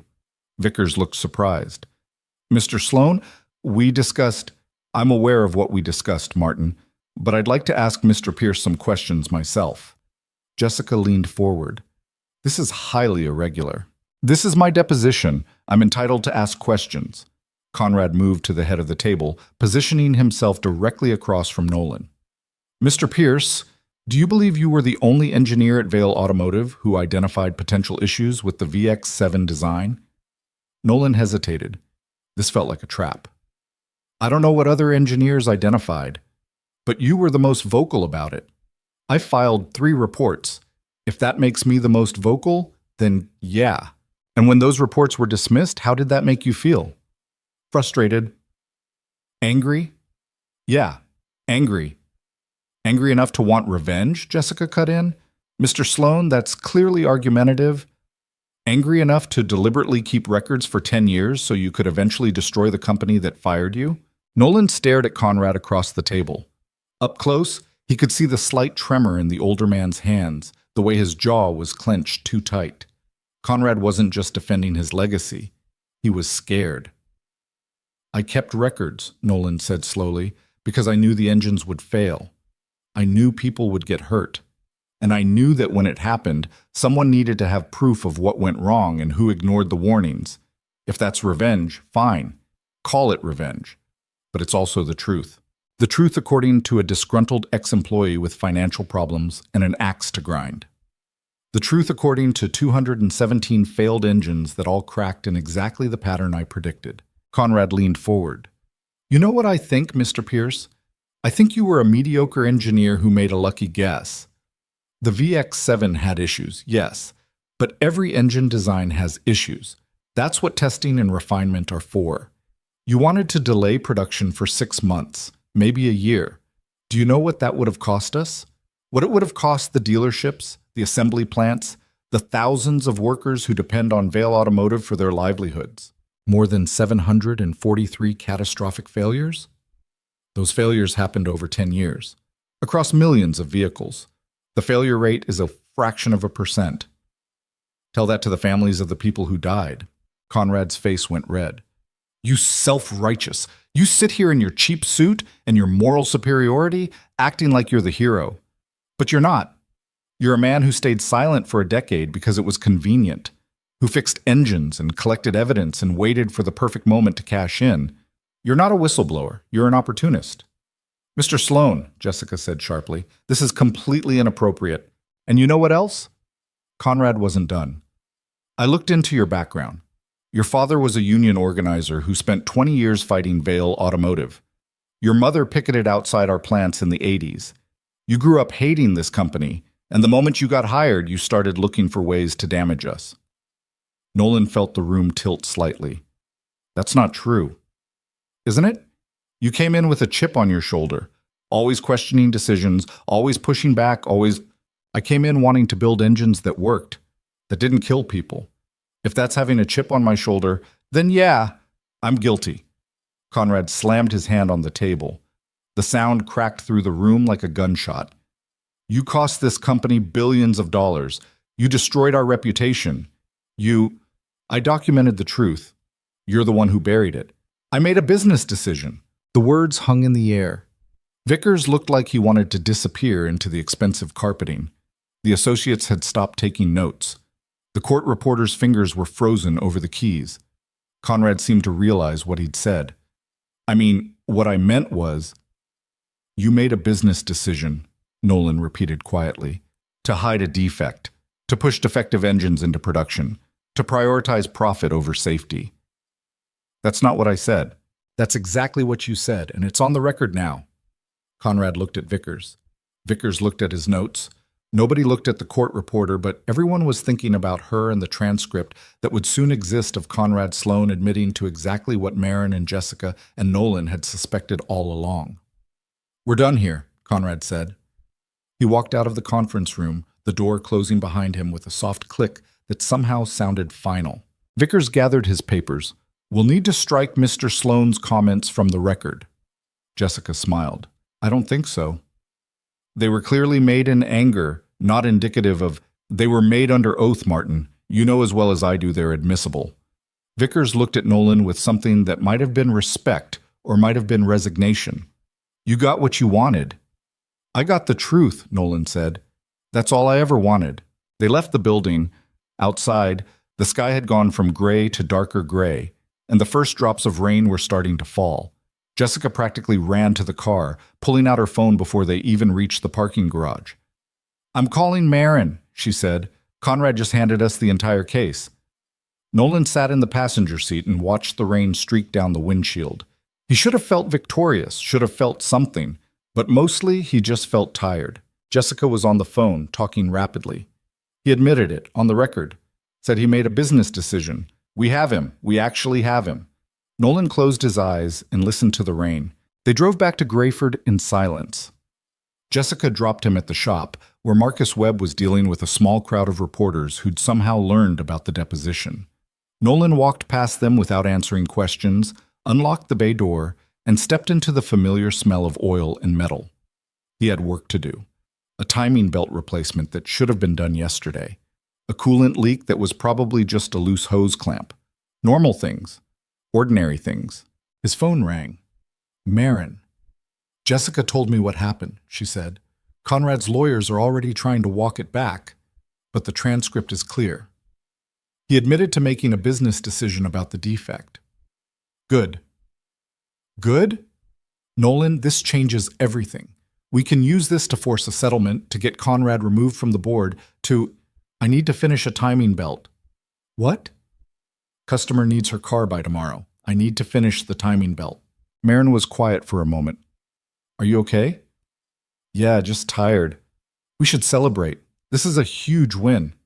"You celebrate." "I have work." He hung up and stared at the Toyota Camry in front of him. The timing belt was worn, teeth showing stress fractures where the rubber had degraded. It would fail soon. Maybe not today, maybe not tomorrow, but soon. And when it did, the engine would destroy itself from the inside out. Nolan replaced the belt with a new one, checked the tension, verified the timing marks, reassembled everything with the methodical precision of someone who'd done this 1,000 times. At 7 p.m., he locked up and drove home. The news vans were back, cameras pointed at his house like artillery. Torres was in the usual spot, sipping coffee from a thermos. Elsie was at the kitchen table with Mrs. Patterson, working on a book report about a story involving a mouse and a motorcycle. She looked up when Nolan came in. "How was work?" "Long." "Mrs. Patterson made meatloaf." "I can see that." Mrs. Patterson stood gathering her things. "I should go. Let you two have dinner." After she left, Nolan and Elsie ate meatloaf that was slightly dry and mashed potatoes that were slightly lumpy and corn from a can that was exactly what it needed to be. "Dad?" "Yeah, Bug?" "Kids at school are saying you're famous." Nolan set down his fork. "I'm not famous." "Tyler's mom saw you on the news. She said you're the guy who's fighting the car company." "I'm not fighting anyone. I'm just telling the truth." "About the broken engines?" "Yeah." Elsie pushed corn around her plate. "Are the people who made the broken engines going to get in trouble?" "Probably." "Good. They should get in trouble for making things that hurt people." "Yeah," Nolan said. "They should." After dinner, they watched a documentary about deep-sea creatures. Elsie fell asleep during the segment about anglerfish. Nolan carried her to bed, tucked her in, stood in the doorway watching her sleep. His phone buzzed. Text from an unknown number. "We need to talk. Meet me at the corner diner, 10 p.m. Come alone. Bernard Pierce." Nolan stared at the message. Bernard Pierce was his father. They hadn't spoken in 3 years. Not since the argument about Nolan's mother's funeral, about the will, about a lifetime of complicated history neither of them knew how to resolve. He texted back, "How did you get this number? Saw you on the news. Tracked down your shop number. We need to talk about Conrad Sloane." "Nothing to talk about." "Yes, there is. 10 p.m. I'll be there." Nolan deleted the message. Then he called Torres. "Yeah?" She sounded alert, professional. "I need to go out for an hour. Can you stay with my daughter? Just be in the house. Make sure nobody bothers her. That's not really in my job description. I'll pay you extra. Torres was quiet for a moment. Where are you going? Meeting someone. Who? My father. That a good idea? Probably not, but I'm going anyway. Torres showed up 15 minutes later. Nolan gave her the quick tour. Elsie's room, emergency numbers, where the coffee was. Then he drove to the corner diner, a 24-hour place on Route 18 that had been there since before Nolan was born. Bernard Pierce was in the back booth, drinking coffee and looking older than Nolan remembered. His hair had gone fully gray, his face lined with the kind of deep creases that came from decades of outdoor work and not enough sunscreen. You look like hell, Bernard said. Thanks. You too. Nolan slid into the booth. The waitress came over, Linda, who'd been working here for at least 20 years, and poured him coffee without asking. So, Bernard said, Conrad Sloan. What about him? You know I worked Vale Automotive Assembly for 32 years. Know what I did for the last 10 of those? Not really. Documented safety violations. Took photos of faulty welds, logged production shortcuts, kept records of every corner Conrad cut to meet quotas. Bernard took a sip of coffee. Got me fired in 2009. They called it early retirement, gave me a package to keep quiet. Nolan set down his cup. Why are you telling me this? Because I read about your lawsuit, about your documentation, and I realized something. Bernard pulled a battered notebook from his jacket. You got your meticulous record keeping from me. Your mother always said I was obsessive. Maybe she was right. The notebook was filled with dates, times, batch numbers, photos glued to pages, annotations in Bernard's tight handwriting. It looked exactly like Nolan's files, just focused on assembly line issues instead of engine design. Conrad didn't just bury your reports about the VX7, Bernard said. He buried mine about the manufacturing process. I told him the accelerated production timeline was creating quality control problems, that rushing assembly was introducing defects we wouldn't catch until vehicles were already shipped. Nolan looked at his father. You never told me you worked on the VX7. You never asked. We weren't exactly talking much back then. We're not exactly talking much now. Bernard closed the notebook. I know, and that's on me. But Nolan, Conrad Sloan destroyed both our careers. He fired you for being right about the design. He fired me for being right about the manufacturing. And he's still there, still making decisions, still covering his ass while people die. So what do you want? I want to give you this. Bernard slid the notebook across the table. Everything I documented, every shortcut, every violation, every conversation where Conrad told us to speed up production and ignore the quality metrics. Nolan looked at the notebook like it might explode. Why now? Why not give this to the NHTSA years ago? Same reason you didn't. I had bills to pay, a family to support. The severance package came with an NDA, and I was tired. Tired of fighting, tired of caring, tired of watching the company my grandfather helped build turn into something unrecognizable. Your grandfather worked for Vale? In the 40s, tool and die maker. Met Marin's great-grandfather when the company was just getting started. Bernard smiled slightly. So, yeah, I've got history with Vale Automotive, just like you, just like half this town. They sat in silence for a moment. Outside, a semi rumbled past on the highway, engine noise rattling the diner windows. There's something else, Bernard said. Conrad's been asking around about you, calling people from the old union, trying to dig up dirt. Let him dig. He's saying you falsified your records, that you're working with competitors to destroy Vale's reputation. That's ridiculous. Of course it's ridiculous, but Conrad's good at making ridiculous things sound plausible. He's been doing it for 30 years. Bernard leaned forward. You need to be careful. Conrad's cornered, and cornered men do desperate things. I have security. Security can't stop rumors. Can't stop him from poisoning the well before your case ever gets to trial. Nolan picked up the notebook. It was heavy, substantial, filled with the same kind of obsessive documentation that had filled his own filing cabinet. If I use this, you'll be pulled into the lawsuit. Your NDA, your severance package, all of it goes away. I know. You're okay with that? Bernard looked out the window at the highway, at the trucks passing in the night, at the landscape of a life spent building things and watching them fall apart. I'm 71 years old, Nolan. I've got a pension from the union and a house that's paid off. What's Conrad going to do? Sue me? Take my used Buick? He could. Let him try. I'm done being quiet. Bernard met Nolan's eyes. I should have done this years ago. Should have stood up, made noise, forced them to listen. But I didn't. I took the money and stayed quiet and told myself it wasn't my problem anymore. You had reasons. Reasons aren't the same as being right. Bernard stood, pulled out his wallet, left cash on the table for the coffee. Use the notebook. Don't use it. That's up to you. But I wanted you to know you're not alone in this. You never were. He walked out into the night. Nolan sat in the booth, holding his father's notebook, watching the highway through the window. Linda came over with the coffee pot. Your dad's a good man. Stubborn, but good. Yeah, Nolan said. He is. He drove home at 11:07, the notebook on the passenger seat. Torres was on the couch, watching a cooking show with the sound low. Everything okay? She asked. Yeah, thanks for staying. Kid didn't even wake up. Easy money. After Torres left, Nolan sat at the kitchen table and went through his father's notebook page by page. It was all there. Production schedules that had been accelerated by weeks, quality checkpoints that had been skipped, inspection reports that had been falsified. And every page had Conrad Sloan's signature authorizing the changes, approving the shortcuts. Combined with Nolan's engine documentation, it painted a complete picture. Conrad had pushed a defective design into accelerated production, ignored warnings from both engineering and manufacturing, and spent 10 years covering up the results. At 1:34 a.m., Nolan photographed every page of the notebook and emailed them to Jessica Chen with a subject line that just said, "More evidence," from the assembly side. Her response came at 1:36. Where did you get this? My father. He worked Vail Assembly until 2009, documented the same problems from the manufacturing perspective.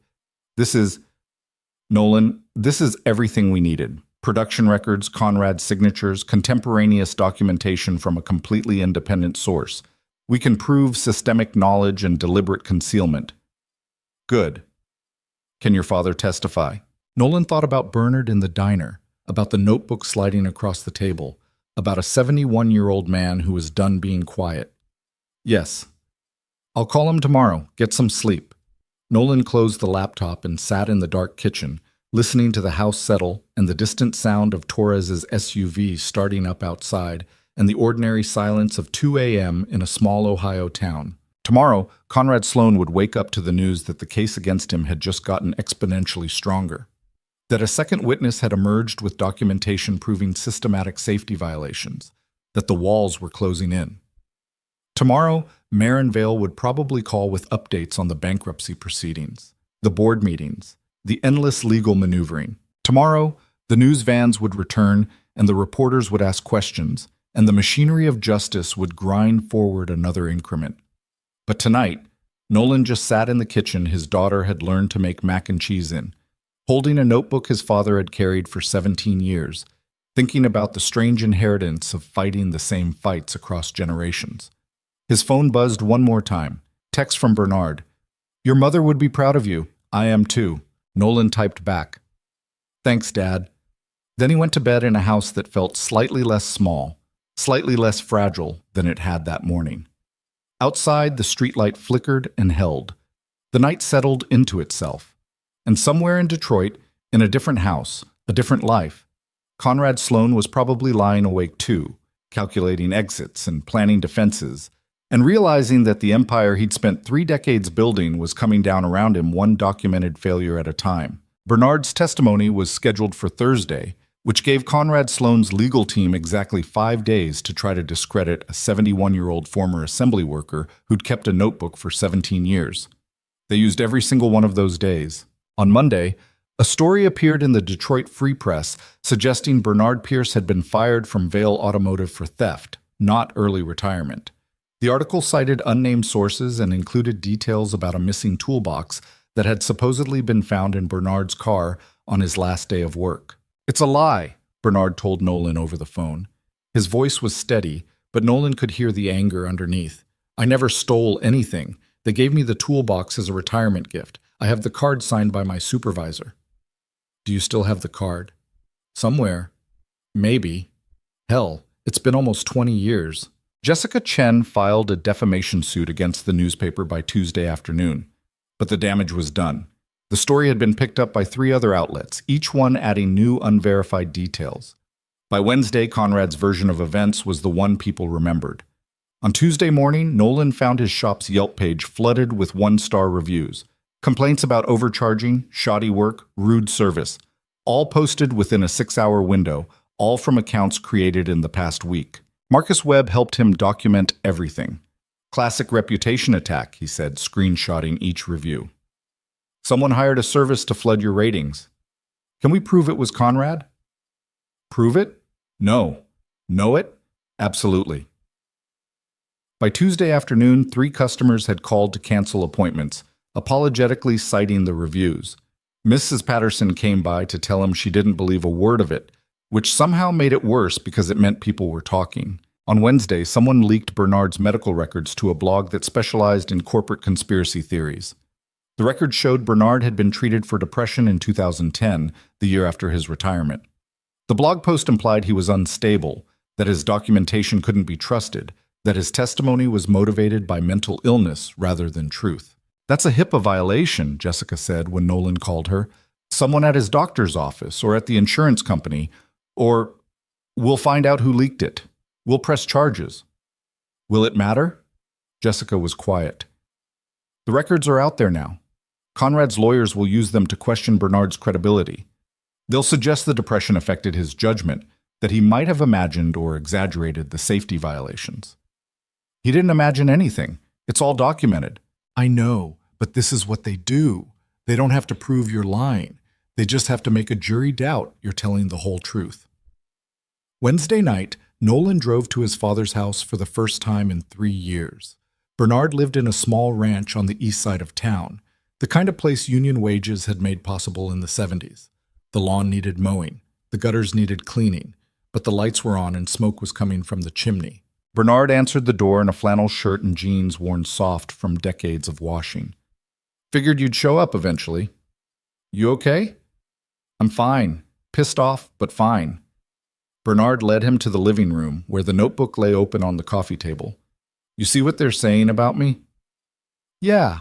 The toolbox thing is horseshit. I can prove it if I can find that card.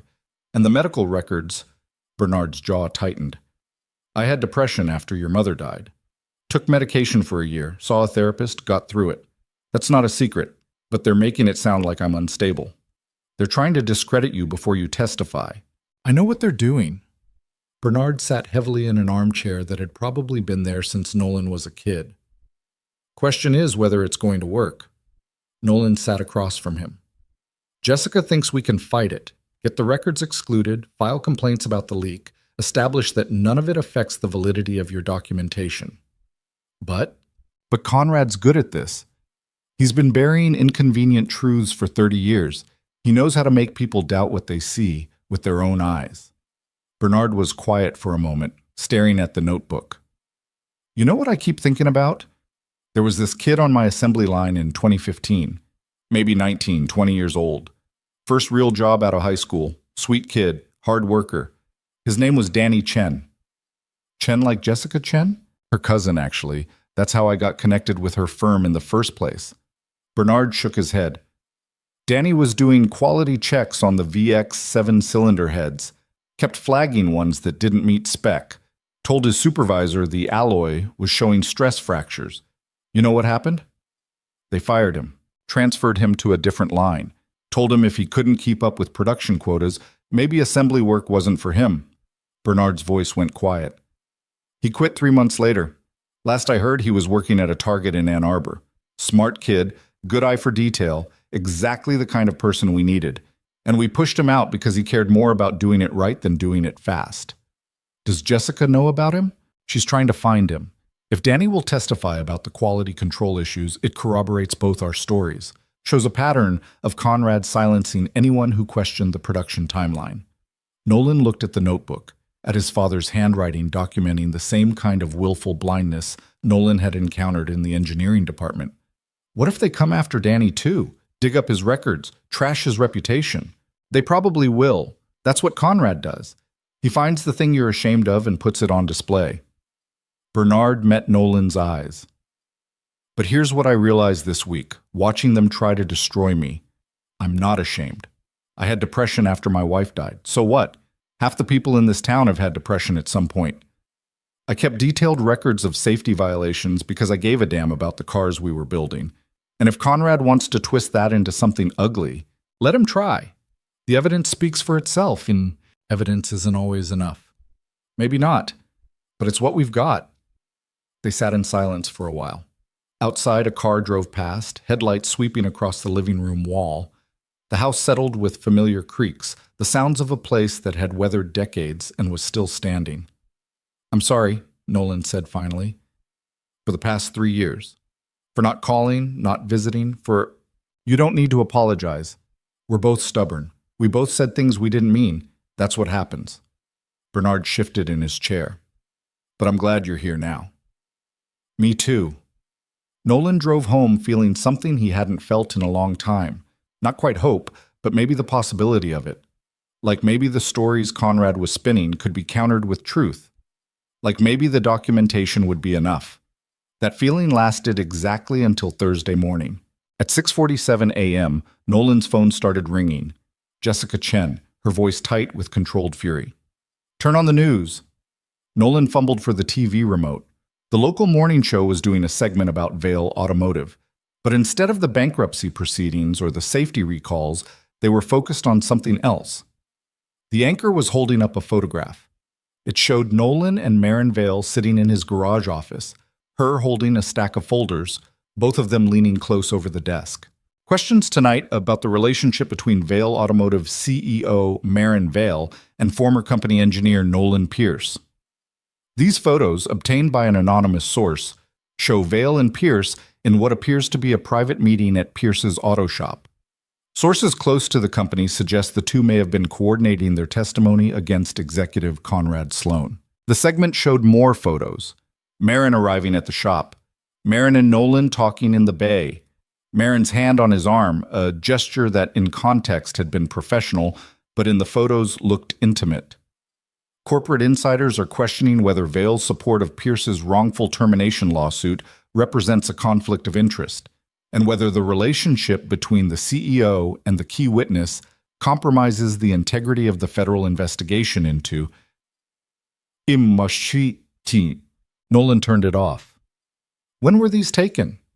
"Probably that first night she came to see you, or one of the times after." Jessica's voice was sharp. "Someone's been watching you, documenting your interactions, waiting for the right moment to release them." "Conrad?" "Almost certainly. He's trying to make it look like you and Maren colluded to frame him, that your testimony isn't independent, that you're just doing her bidding." "That's insane. She came to me. I didn't even want to be involved in this." "I know, but the optics are bad, Nolan. CEO visits former employee late at night, hands him folders of documents. They have private meetings. It looks like coordination." "It was coordination. She was trying to figure out what I knew." "And that's fine. That's normal. But Conrad's spinning it as collusion. He's going to argue that you and Maren developed your testimony together, that your documentation isn't independent evidence, but rather a coordinated attack on his leadership." Nolan sat on the edge of his bed, the TV remote still in his hand. Elsie was asleep down the hall. The house was quiet, except for the distant sound of Torres's SUV idling outside. "What do we do?" "We fight it. We establish the timeline, that you had the documentation long before Maren ever contacted you. We get David Park to testify that the records are authentic contemporaneous documents, not something you created in coordination with Maren. We..." Jessica stopped. "But Nolan, you need to understand. This changes things. The narrative was simple before. Loan mechanic documents, safety failures, gets vindicated when company collapses. Now it's more complicated. Now there are questions about motivations, relationships, hidden agendas. I don't have a hidden agenda. I know, but juries love conspiracy theories, and Conrad's giving them one." After Jessica hung up, Nolan sat in the pre-dawn darkness and tried to figure out how the truth had gotten so twisted. He'd kept records. He'd documented failures. He'd stayed quiet for 10 years because he was scared and trapped and trying to protect his daughter. And now he was the villain in a story about corporate corruption because he'd answered Marin Vale's questions honestly.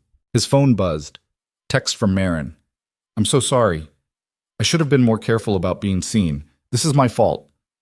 Nolan didn't respond. What was there to say? It wasn't her fault. It was just Conrad being Conrad, finding the angle, exploiting the weakness, turning everything into a weapon. Another text. My board is calling for an emergency meeting. They want to know if I'm compromised, if my judgment about you is personal rather than professional. Is it? The text bubbles appeared, disappeared, appeared again. Finally, I don't know. Nolan stared at those 3 words. Then he typed, focus on saving your company. I'll handle Conrad. How? Same way I've been handling him for 10 years. By documenting the truth and waiting for him to make a mistake. At 8 a.m., Nolan opened the shop. The news vans were back in force, cameras pointed at the bay doors.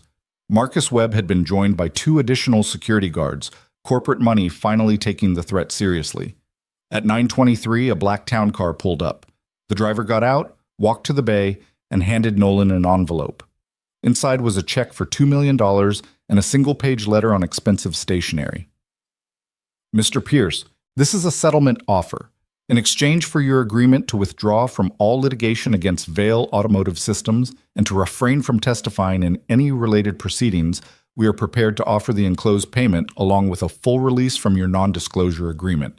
This offer expires at 5 p.m. today. If you choose not to accept, we will proceed with all available legal remedies to protect the company's interests and reputation. The choice is yours. It was unsigned, but Nolan knew who it was from. He looked at the check. $2 million. More than he'd make in 20 years of running the shop. Enough to send Elsie to any college she wanted, to retire early, to never worry about money again. All he had to do was walk away. Marcus Webb was standing in the doorway. What is it? Settlement offer. How much? Enough. You gonna take it? Nolan thought about Bernard's notebook, about Danny Chen forced off the assembly line for caring too much about quality, about 743 engine failures and the families who'd lost people because Conrad Sloan had decided profit mattered more than safety. No, Nolan said.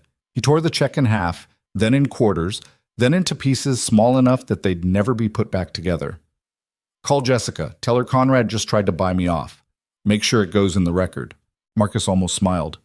You're either the bravest guy I've ever met or the dumbest. Probably both. At 11:15, Conrad Sloan himself showed up at the shop. He arrived in a Mercedes that was newer and more expensive than the one Marin drove, wearing a suit that probably cost more than Nolan's mortgage.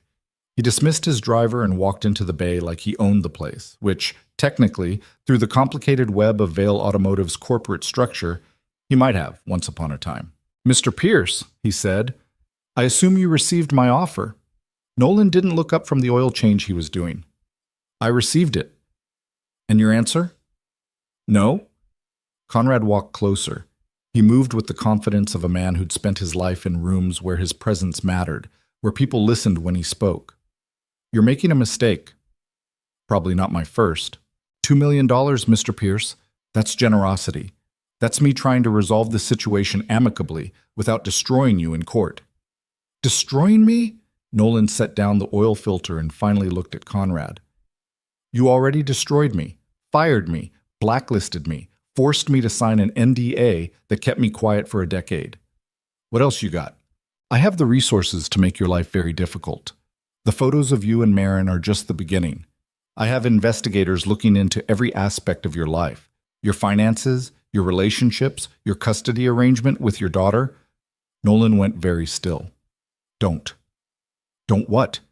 Don't investigate the man who's trying to destroy my company. Don't protect the legacy I've spent 30 years building. Don't bring my daughter into this. Then take the money and walk away.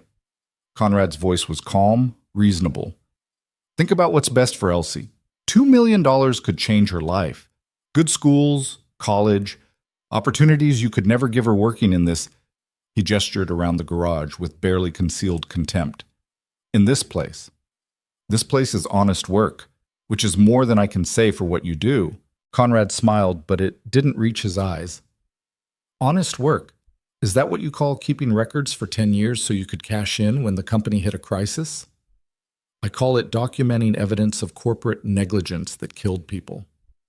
700 deaths over 10 years, Mr. Pierce, across millions of vehicles. More people die from choking on hot dogs. It's tragic, yes, but it's also statistical noise. The cost of doing business in a world where perfect safety is impossible. Nolan felt something cold and hard settle in his chest. You really believe that? I believe in reality. I believe in making difficult decisions that keep companies alive and workers employed.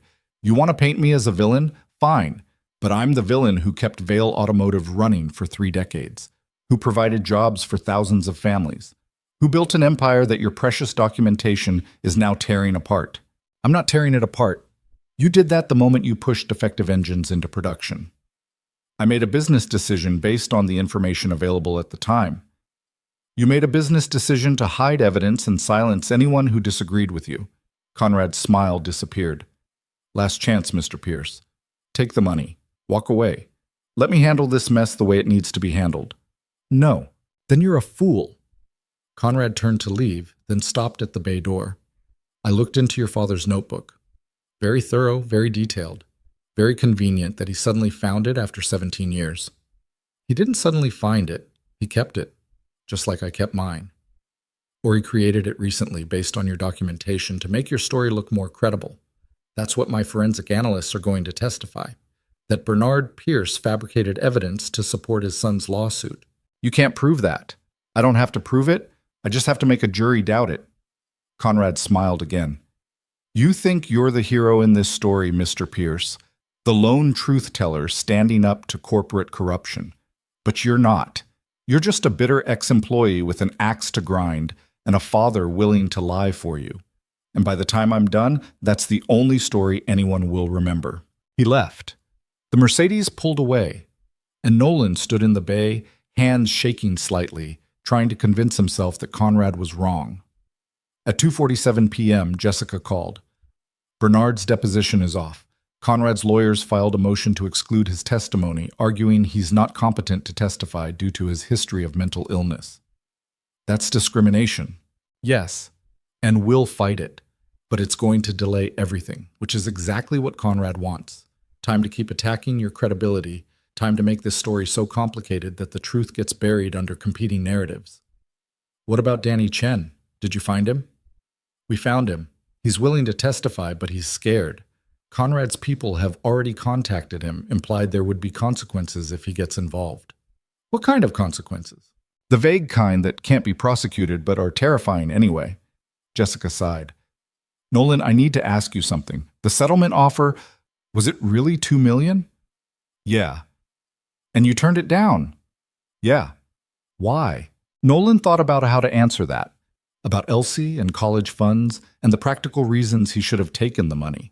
About Bernard and Danny Chen and all the people who'd been silenced over the years.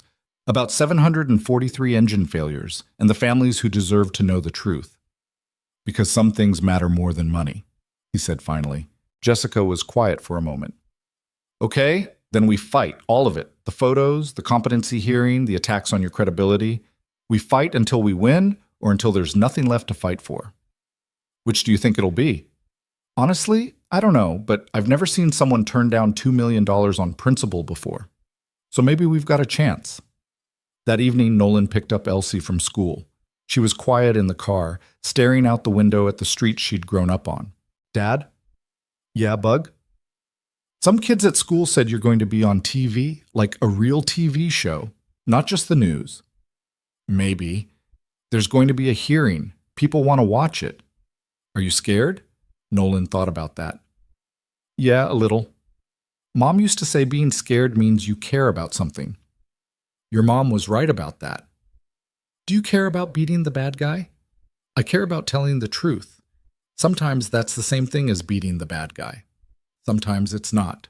Elsie was quiet for a moment. Then she said, I think you should tell the truth even if you don't beat him, because then at least you'll know you tried. When did you get so smart? I've always been smart. You just don't notice because you're usually thinking about engines. Nolan smiled. You're right. I'm sorry. It's okay. Engines are important too. They went home and made grilled cheese sandwiches, watched a show about Antarctica. Elsie fell asleep during the segment about leopard seals, and Nolan carried her to bed the way he'd done 1,000 times before. At 9:34 p.m., his phone rang. Unknown number, but he answered anyway. "Mr. Pierce?" A woman's voice, nervous, young. "This is Sarah Winters. I'm a bookkeeper for Vail Automotive. Or I was. I quit 3 weeks ago."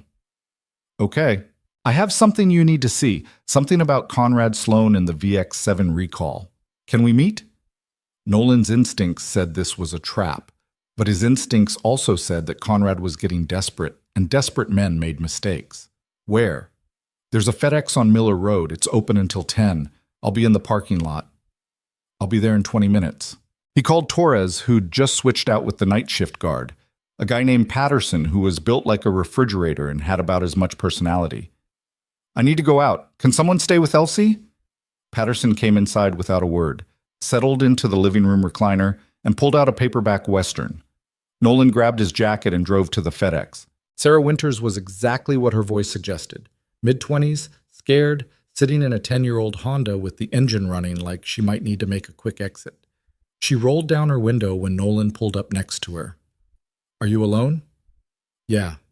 "No recording devices? No lawyers?" "Just me." She handed him a manila envelope through the window.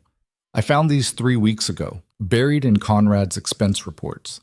He has a separate accounting system for certain transactions, cash payments that don't go through the normal channels." Nolan opened the envelope. Inside were copies of payment authorizations, all signed by Conrad Sloan. Cash disbursements ranging from $5,000 to $50,000, paid to various individuals and companies. And next to each payment, a notation in Conrad's handwriting. One entry caught Nolan's attention. March 2015, payment to Metallurgy Analysis, Inc., $15,000. Final report on VX7 alloy composition. Suppress findings. "He paid to bury a metallurgy report," Nolan said. "That's not all. Look at the one from June 2015. Payment to N. Pierce. $25,000. Severance package. NDA enforcement critical. He paid extra to make sure my NDA stuck." And there are more. Payments to journalists, to former employees, to anyone who might have known about the defect. He's been covering this up for 10 years, paying people off, buying silence. Sarah's hands were shaking on the steering wheel. "I didn't know what to do with this. If I went to the company's lawyers, they work for Conrad. If I went to the press, I'd be violating my own NDA. But then I saw your lawsuit and I thought, maybe you could use it." "Why are you giving this to me?" "Because my sister died in a VX7 engine failure 2 years ago. Single car accident on I-94, engine seized, she lost control and hit a barrier." Sarah's voice cracked. "She was 23 years old, and I've been working for the company that killed her, processing Conrad's expense reports, watching him hide evidence and pay off witnesses while pretending to care about safety." Nolan looked at the documents. This was it. This was the smoking gun. Proof that Conrad had known about the defect, had paid to suppress evidence, had systematically silenced anyone who threatened to expose the truth. "I need to give these to my lawyer." "I know, just don't say where you got them. I can't afford to lose my severance package. It's all I have left of my sister's estate, the wrongful death settlement." "Vail settled with your family?" $50,000 and an NDA. My parents signed it before I could stop them. They needed the money for my dad's medical bills. Sarah wiped her eyes. "Everyone who knows the truth is being paid to stay quiet.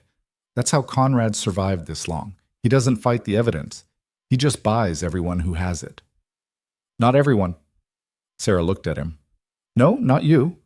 That's why I'm here." She drove away, taillights disappearing into the night. Nolan sat in the FedEx parking lot, holding an envelope full of evidence that would destroy Conrad Sloan, and felt the weight of it like a physical thing. He drove home and called Jessica. It was almost 10 p.m., but she answered immediately.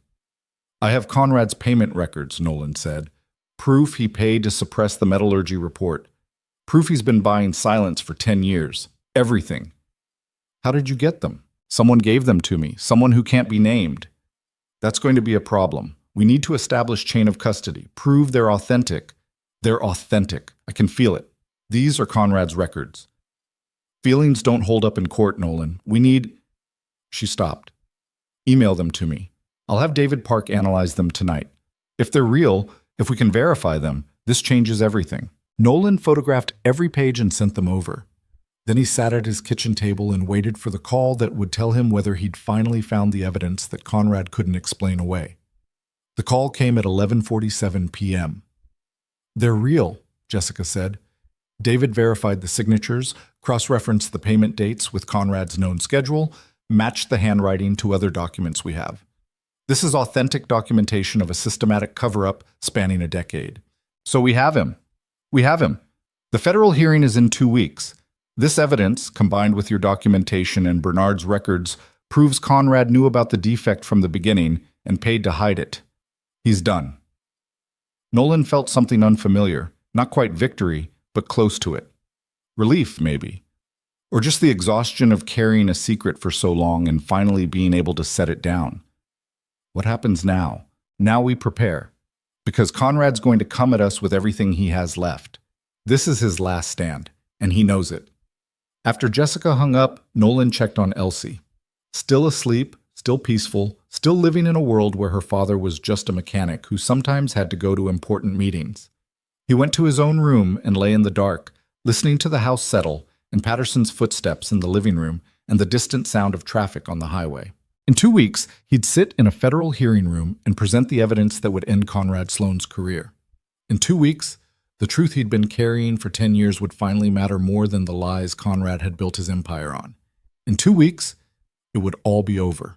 But tonight, Nolan just lay in the dark and thought about Sarah Winters crying in a parking lot, about her sister who'd died at 23, about all the people who'd been bought and silenced and buried under Conrad's carefully constructed narrative. And he thought about the envelope Sarah had handed him through the car window, shaking hands, passing evidence across the distance between grief and justice, hoping it would be enough. It had to be enough. Because if it wasn't, then Conrad was right. Truth didn't matter. Only money mattered. Only power mattered. Only the willingness to bury everything inconvenient and keep moving forward. Nolan closed his eyes and tried to sleep, but sleep didn't come. Outside, Patterson's shift ended and Torres took over. The night deepened. The streetlight flickered and held. And somewhere in Detroit, Conrad Sloan was probably making plans of his own, calculating one last desperate move, preparing for the fight that would decide whether empires fell or mechanics did. 2 weeks. It felt like forever and no time at all. The 2 weeks passed like water through a broken engine. Too fast in some moments, agonizingly slow in others. Nolan worked on cars, answered Jessica's endless questions about timeline and documentation, and watched Elsie practice for her school play where she played a talking tree. Normal life continued around the edges of everything that was about to happen. On the Sunday before the hearing, Bernard came over for dinner. It was the first time he'd been to the house since Nolan's mother had died, and they both pretended not to notice how strange it felt to have him sitting at the kitchen table again. "You ready for Tuesday?" Bernard asked, pushing meatloaf around his plate the same way Elsie did when she wasn't really hungry. "No." "Good. If you were ready, I'd be worried you weren't taking it seriously." Elsie looked up from her own plate. "Are you going to be on TV too, Grandpa?" "Might be, Bug, if the judge lets me talk." "What are you going to say?" Bernard glanced at Nolan, then back at Elsie. "I'm going to tell the truth about what I saw at the car factory, about the engines that weren't made right. Because the bad guy told them to make them wrong? Something like that." "Good. Bad guys should get in trouble." Elsie said it with the absolute certainty of someone who still believed the world worked the way it was supposed to. After dinner, after Elsie went to bed, Bernard and Nolan sat on the back porch drinking coffee that had gone lukewarm. The November air had teeth in it now, winter starting to show itself. "I've been thinking," Bernard said, "about what Conrad said, about us making up evidence to support each other. We didn't make up anything." "I know, but what if the jury believes him? What if they look at us, father and son, both with grudges against Vail Automotive, and decide we're just two bitter men trying to burn down the company that wronged us? Then they're not paying attention to the evidence. Evidence can be interpreted a lot of ways. Conrad's good at making people see what he wants them to see." Bernard set down his coffee cup. "I'm just saying, Be prepared for the possibility that we tell the truth and nobody believes us anyway. You having second thoughts? No, but I'm 71 years old. I've lived long enough to know that doing the right thing doesn't always end the way you hope it does. Nolan watched the neighbor's cat stalk something in the yard, patient and focused. You remember when I was 16 and I got caught shoplifting that carburetor from O'Reilly's? Yeah, dumbest thing you ever did. You made me go back and apologize to the manager, pay for it with money from my summer job, face the consequences. That's what you're supposed to do when you screw up. You told me something that day. You said doing the right thing after you've done the wrong thing doesn't erase what happened, but it's still the only choice worth making. Nolan looked at his father. I've thought about that a lot over the past 10 years, about staying quiet when I should have spoken up, about choosing safety over truth because I was scared. You had good reasons to be scared. Reasons aren't the same as being right. You taught me that too. Nolan stood, picking up both coffee cups. Tuesday, I'm going to do the right thing, even if it's 10 years too late, even if nobody believes me, because it's the only choice worth making. Bernard nodded slowly. Your mother would be proud of you. You already told me that. Doesn't make it less true. Monday morning, Jessica called at 6:15 a.m. Conrad filed an emergency motion. He's trying to get the hearing postponed, claiming he needs more time to prepare his defense. Nolan was already at the shop, had been since 5. Couldn't sleep, so he'd come in early and started an engine teardown that didn't need to be done for another week. Will the judge grant it? No. Conrad's had months to prepare. This is just a delaying tactic. Jessica paused. But there's something else. The motion included an affidavit from someone claiming you approached them last year trying to sell documentation about Vail Automotive. That's a lie. I know it's a lie. But it's a lie that's now in the court record, and Conrad's lawyers are going to use it to argue you've been trying to profit from this all along. Who's the someone? Name's redacted in the filing. We won't know until they potentially testify. Nolan gripped the phone tighter. He's making up witnesses now. Or he found someone willing to lie for money. Either way, we need to be ready for it. Jessica's voice softened slightly. Nolan, I need you to stay focused tomorrow. Don't let Conrad get under your skin. Don't let him make you angry. Just present the facts and let the evidence speak. What if the evidence isn't enough? Then we appeal. But I don't think it'll come to that. The payment records from Sarah Winters, your documentation, Bernard's notebook, it's overwhelming. Conrad can spin all the narratives he wants, but he can't explain away his own handwriting authorizing payments to suppress evidence. After Jessica hung up, Nolan stood in the garage and looked at the partially disassembled engine in front of him. A 2019 VX7, brought in for routine maintenance, nothing wrong with it except normal wear. The cylinder heads showed no signs of the stress fractures that had plagued the earlier models. Somewhere around 2018, Vail had quietly changed the alloy composition, fixed the defect without ever admitting there had been one. 743 failures before they'd bothered to get it right. Marcus Webb came in around 8, carrying coffee and looking like he hadn't slept much either. Big day tomorrow, he said. Yeah. You know, I've done security for a lot of people. CEOs, politicians, people who thought they were important, but I've never done security for someone who turned down $2 million on principle. Probably because most people are smarter than me. Or most people don't actually believe in anything. Marcus handed him the coffee. For what it's worth, I think you're going to do fine tomorrow. You've got the truth on your side. Truth didn't help me much 10 years ago. 10 years ago, you were alone.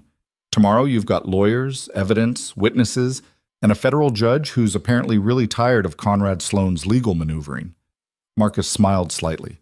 Plus, you've got me and Torres making sure nobody tries anything stupid. You think Conrad would try something? I think desperate men do desperate things. And Conrad's about as desperate as they come. The rest of Monday passed in a blur of preparation. Jessica called 3 more times with updates, questions, warnings about what Conrad's lawyers might try. Marin sent a text that just said, "Good luck tomorrow. The truth matters." Nolan didn't respond, wasn't sure what he'd say if he did.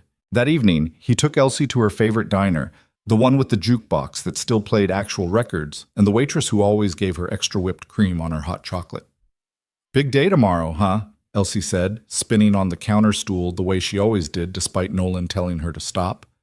Yeah, Bug, big day. Are you going to win? I'm going to tell the truth. Sometimes that's the same as winning, sometimes it's not. Mom says you always have to tell the truth, even when it's hard. Your mom's right about that. Elsie took a sip of her hot chocolate, getting whipped cream on her nose. What happens if the bad guy wins? Nolan thought about how to answer that. Then we tried our best and it wasn't enough. But at least we tried. That seems sad. Yeah, it is, but trying matters, even when you lose. I think you're going to win, Elsie said with complete confidence, because you're the goodest person I know. Goodest isn't a word. It should be. They went home. Elsie brushed her teeth and put on pajamas and climbed into bed with her elephant. Nolan read her 2 chapters of the book about the mouse in the department store, and she fell asleep halfway through a sentence about a stuffed giraffe. Nolan sat in her doorway for a long time, watching her sleep, thinking about all the things he'd done to protect her and all the things he couldn't protect her from. Tomorrow, he'd stand in a federal hearing room and tell a story that might make her proud or might make her the kid whose dad tried to take down a car company and failed. Either way, the story would be told, and they'd have to live with whatever came after. At 10:47 p.m., his phone rang. Unknown number. He almost didn't answer, but something made him pick up. Mr. Pierce, Conrad Sloane's voice tired and older than it had sounded in the conference room. I want to make you one final offer. No. You haven't heard it yet. Don't need to. The answer's no. $5 million. Complete release from your NDA.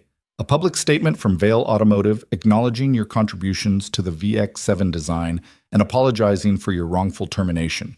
Your name goes back on the patent. Everything you asked for. Nolan was quiet. It was everything he'd wanted. Everything he'd told Marin he needed as the price for his testimony. But coming from Conrad, it felt like poison disguised as food. What's the catch? You withdraw from the hearing. You don't testify. You let Vail Automotive handle this situation internally without federal intervention. So you can bury it again. So we can address the safety issues properly, compensate the affected families appropriately, and rebuild the company without destroying everything my family built over 70 years. Your family built a good company. You turned it into something that valued profit over people. Conrad was silent for a moment. I'm 73 years old, Mr. Pierce. I've given my entire life to Vail Automotive. Every decision I made to keep the company alive, to keep people employed, to honor the legacy my father and grandfather built. Were some of those decisions wrong in hindsight? Yes. But they were made with the best information available at the time, under pressure that you can't begin to understand. You paid to suppress a metallurgy report that proved the alloy was defective. I made a business judgment that the benefits of meeting our contract obligations outweighed the theoretical risks identified in one report that contradicted 3 others. People died, Conrad. People die in car accidents every day. Most of them have nothing to do with manufacturing defects. You can't prove that every VX7 failure was caused by the alloy issue. You can't prove that fixing it earlier would have saved all those lives. You're making assumptions and calling them facts. Nolan felt something cold settle in his chest. You actually believe that. You actually think you did nothing wrong. I think I made difficult decisions in impossible situations. And I think you're about to destroy a company that employs 14,000 people because you're angry about what happened to your career. Conrad's voice hardened. Take the $5 million. Put your name back on the patent. Walk away knowing you got justice. Because if you go through with this hearing, I will destroy you. I will bring witnesses who will testify you tried to sell corporate secrets. I will expose every mistake you've ever made, every financial problem, every personal failure. I will make sure the only thing people remember about you is that you were a bitter, vindictive ex-employee who destroyed thousands of jobs because you couldn't let go of a grudge. You done? Think about your daughter, Mr. Pierce. Think about what kind of life $5 million could give her. Think about whether your pride is worth more than her future. Nolan hung up. Then he blocked the number, turned off his phone, and sat in the dark kitchen trying to stop his hands from shaking. $5 million. His name on the patent. Everything he'd wanted. And all he had to do was let Conrad Sloane walk away from killing 743 people through negligence and greed. He thought about Elsie sleeping down the hall, about the life that kind of money could buy her, college without debt, opportunities without limits, everything he'd never been able to give her on a mechanic's salary. He thought about Sarah Winters crying in a parking lot, about her sister dead at 23, about all the families who'd gotten settlement checks and NDAs instead of truth.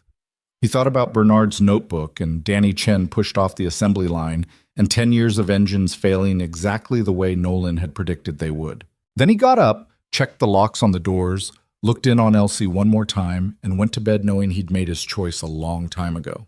The only question had been whether he'd have the courage to follow through. Tuesday morning came gray and cold, the kind of November day that promised winter was coming whether you were ready or not. Nolan put on the blue shirt Jessica had told him to wear, the one without grease stains, and drove to Detroit with Bernard in the passenger seat and Marcus Webb following in the SUV behind them. They didn't talk much. Bernard dozed off somewhere around the Ohio-Michigan border, and Nolan was left alone with the road and his thoughts and the weight of what he was about to do. The federal building in Detroit was all granite and glass, imposing in the way government buildings were supposed to be. Security took 20 minutes. Metal detectors, bag searches, the casual indignity of being treated like a potential threat.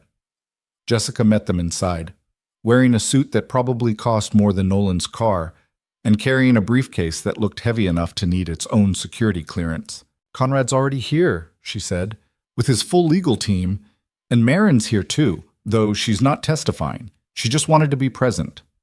"How is she?" "Nervous. Her board is watching this hearing closely. If things go badly for Conrad, they'll remove him and probably replace him with her permanently. If things go well for him..." Jessica didn't finish the sentence.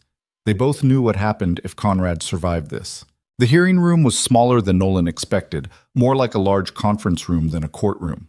The judge, a woman in her 50s named Margaret Chu, who had a reputation for not tolerating nonsense, sat at the front behind a bench that looked like it had been there since the building was built. Conrad was at one table with 3 lawyers. Jessica guided Nolan and Bernard to the other table, where David Park was already set up with a laptop and enough binders to build a small fort. Marin sat in the gallery behind them. When Nolan glanced back, she gave him a small nod that might have been encouragement or might have been apology. He couldn't tell. Judge Chu called the hearing to order at 9 a.m. exactly. "This is a preliminary hearing to determine whether there's sufficient evidence to refer this matter to the Department of Justice for criminal investigation," she said, looking over reading glasses at everyone in the room. "I've reviewed the filings from both sides. Mr. Pierce, your counsel will present evidence first." Jessica stood. "Thank you, Your Honor. We'll be presenting documentation showing that Vale Automotive Systems, under the direction of Conrad Sloan, knowingly concealed a dangerous defect in the VX7 engine platform, suppressed evidence of that defect, and systematically silenced employees who attempted to report safety concerns." She walked Nolan through his testimony calmly, methodically. "When did you first identify the defect? What warnings did you issue?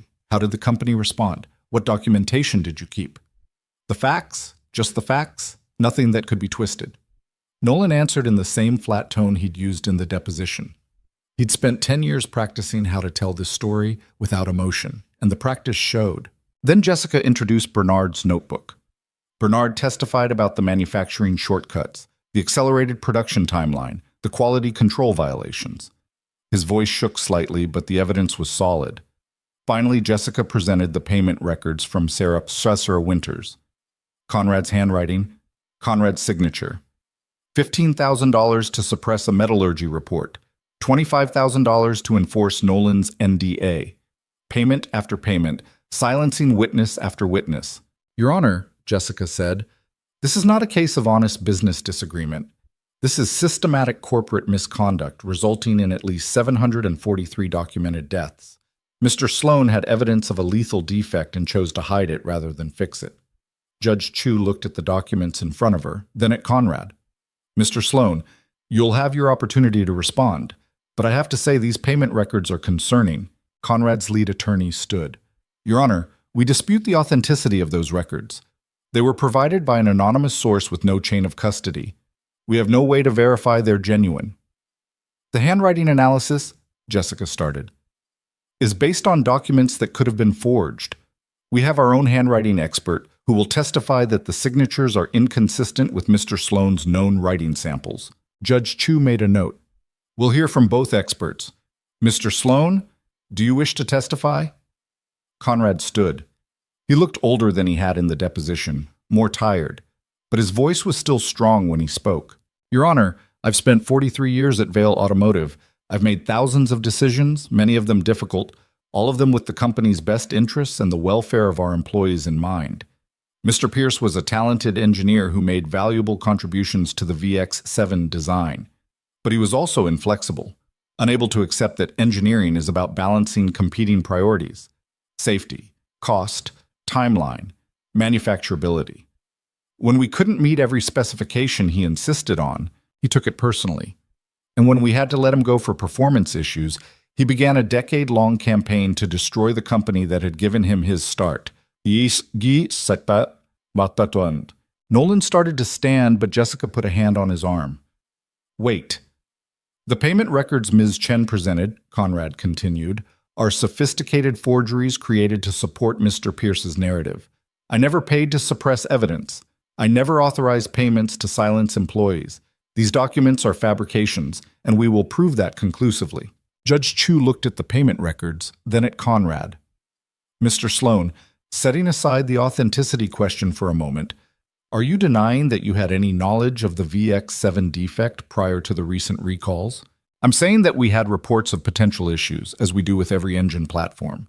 Some engineers thought the alloy composition needed adjustment. Others believed it was within acceptable parameters. We ran additional tests, consulted external experts, and made a judgment call based on the best available data. And the accelerated production timeline was necessary to meet contractual obligations. We had committed to delivery dates. Failing to meet those dates would have cost us hundreds of millions in penalties and potentially bankrupted the company. So you chose to meet the timeline rather than address the safety concerns.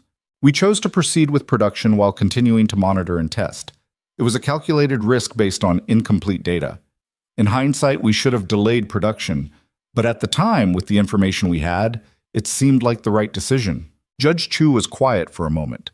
Then she said, Mr. Sloan, I've been a judge for 22 years. I've heard a lot of testimony from a lot of people trying to justify questionable decisions. And I have to say you're very good at making negligence sound like reasonable business judgment.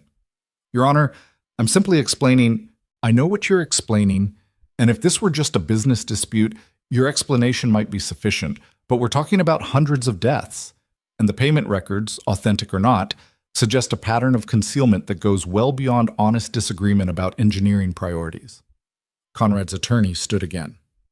Your Honor, we'd like to call a witness who can speak to Mr. Pierce's credibility and motivations. Who's the witness? Michael Torres. He's a private investigator who was hired by Mr. Pierce last year to— Objection, Jessica said sharply. We've had no notice of this witness. His name doesn't appear anywhere in the defendant's filings. We disclosed him in Monday's emergency motion, which was filed less than 48 hours ago in violation of discovery rules. Judge Chu held up a hand. Enough. Mr. Torres, are you present? A man stood from the gallery. Nolan recognized him, not Torres, the security guard, but someone else, someone he'd never seen before. Yes, Your Honor. When did Mr. Sloan's counsel first contact you about testifying? Torres hesitated. Sunday evening. And what is your testimony going to be? That Mr. Pierce approached me in April of last year, asking me to investigate Vale Automotive's safety records. He offered me $10,000 to find evidence of corporate misconduct that he could use in a lawsuit. Nolan felt the room tilt. That's not true. Jessica gripped his arm harder. Your Honor, this is clearly a fabricated witness produced at the last minute to— I have emails, Torres said. Communications from an address registered to Mr. Pierce's auto shop. Detailed discussions about what evidence I should look for and how much he was willing to pay. Your Honor, we'd like time to examine these alleged emails, Jessica said, to verify their authenticity, to determine if they've been tampered with. Yeah, of course you would, Conrad's attorney said smoothly. Just as we'd like time to verify the payment records you presented. But if we're going to question the authenticity of evidence, we should question all of it.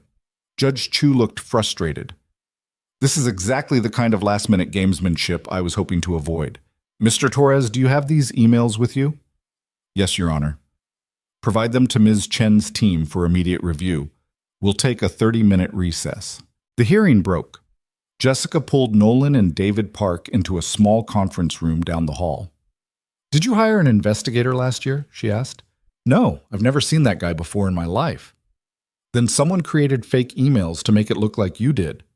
David was already on his laptop, fingers flying across the keyboard. If I can get access to the originals, I can check the metadata, verify whether they're legitimate or fabricated. Jessica's phone buzzed.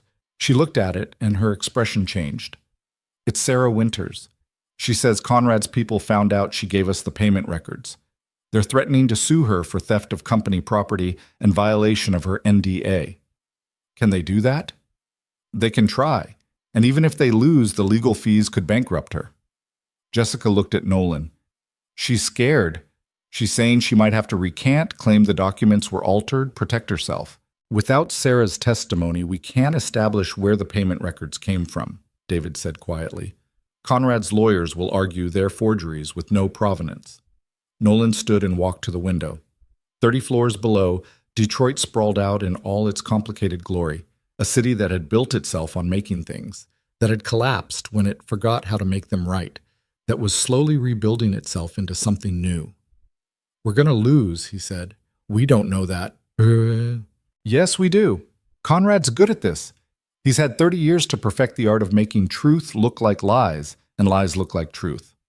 He'll discredit Sarah, discredit the payment records, put his fake investigator on the stand to make me look like a con artist.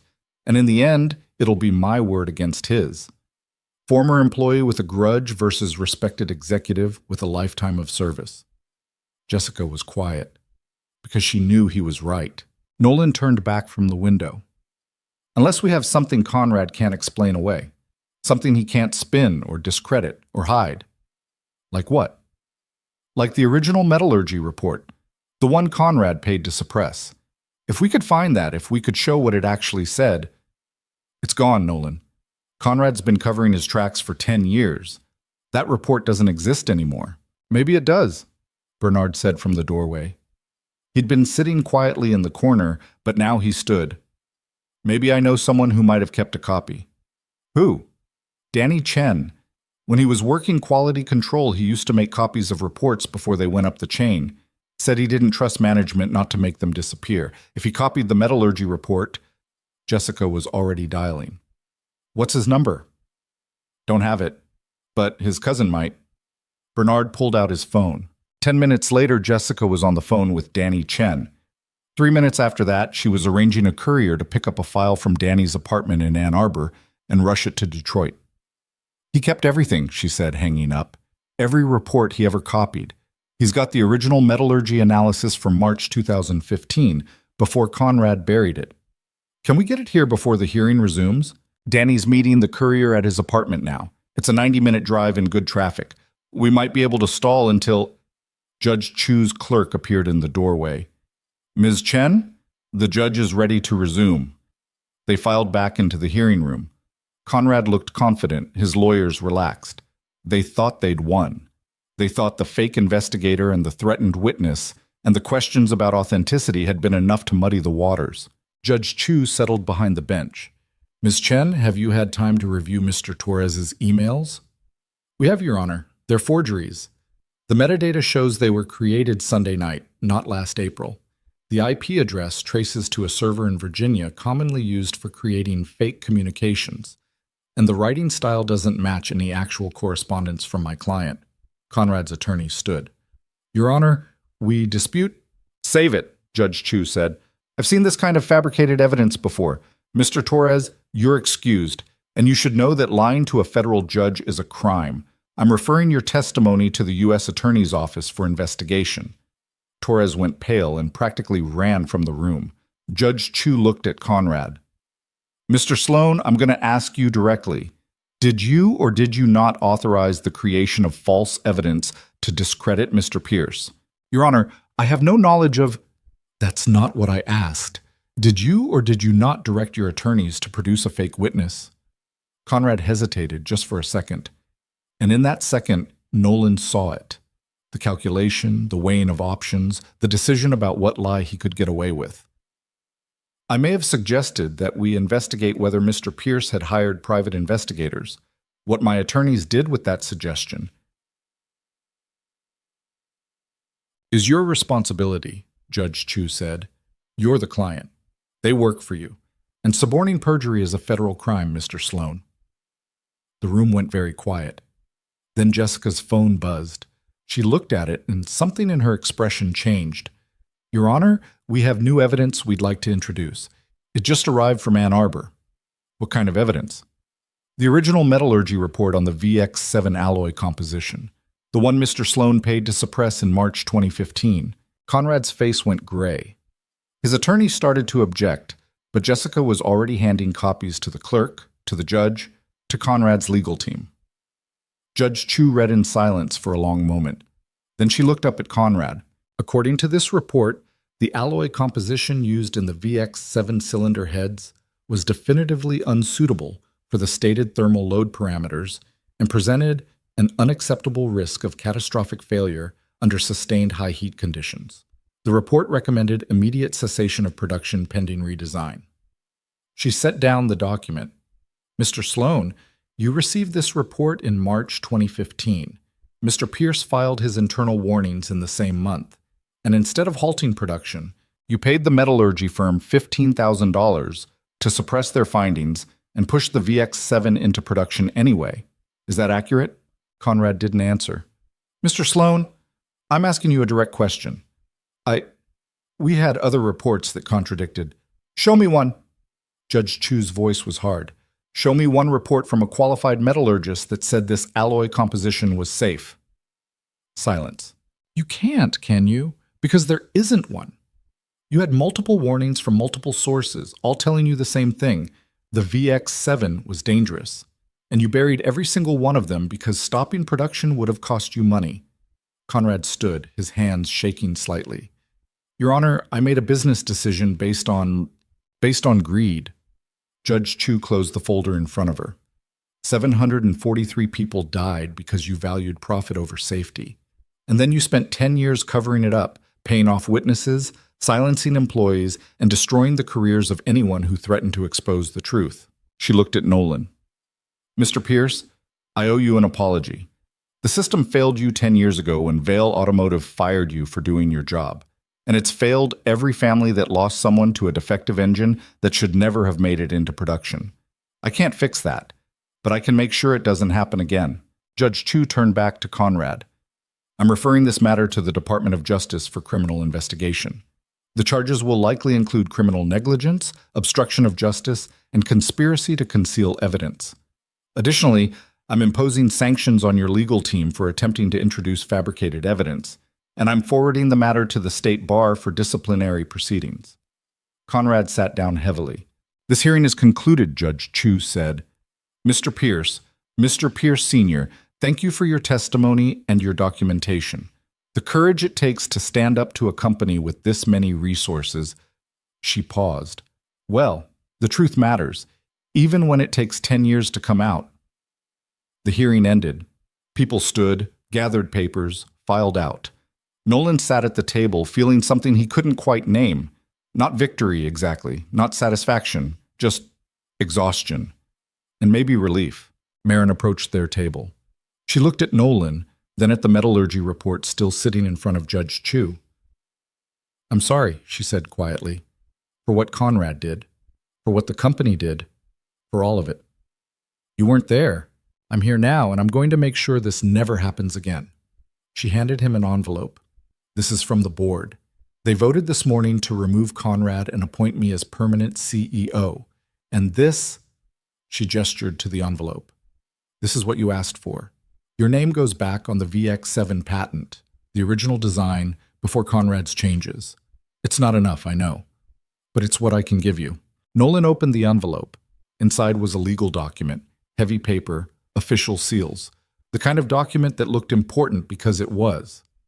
Patent amendment and attribution correction, listing Nolan Pierce as primary design engineer on the VX7 engine platform, acknowledging his contributions, restoring what had been taken. Thank you, he said. Marin nodded. Then she left. And it was just Nolan and Bernard and Jessica gathering files and preparing to leave a building where the truth had finally been told. Outside, the November sky had cleared slightly, weak sunlight breaking through the clouds. News vans surrounded the building, not the local affiliates anymore, but national networks. The story had grown beyond Grayford, beyond Detroit, beyond one mechanic and one executive. It was a story about what happened when profit mattered more than people, and what it cost to finally tell the truth. Jessica fielded questions from reporters while Nolan and Bernard walked to the car. Marcus Webb followed at a discreet distance, still on duty even though the danger had probably passed. "You did good in there," Bernard said as they drove back toward Ohio. "We both did. Your mother would be proud." "You keep saying that." "Because I keep meaning it." They drove in silence for a while, the Detroit skyline disappearing in the rearview mirror. "What happens now?" Bernard asked. "Conrad goes to trial. The families get real compensation instead of hush money. Vale Automotive either rebuilds itself into something better, or it doesn't." Nolan glanced at his father. "And I go back to fixing cars." "That's it? After all this, you just go back to your garage? It's a good garage, honest work. Elsie's school is 3 blocks away. Our life is there. You could do more. Consult for other companies, work as an expert witness, write a book about what happened." "I could, but I won't." Nolan merged onto the highway heading south. "I spent 10 years keeping records because I knew this day would come. And now it's here, and it's done. I told the truth. Conrad's going to face consequences. That's enough." Bernard was quiet for a moment. "I used to think you were too much like me. Stubborn, single-minded, unwilling to let things go. But you're not like me. You're better. You knew when to fight and when to walk away. I learned from watching you fight for 32 years and end up fired and bitter." Ouch. "You asked." They stopped for gas somewhere around Toledo. While Bernard went inside for coffee, Nolan called Elsie. "Dad, did you win?" "Yeah, Bug, we won."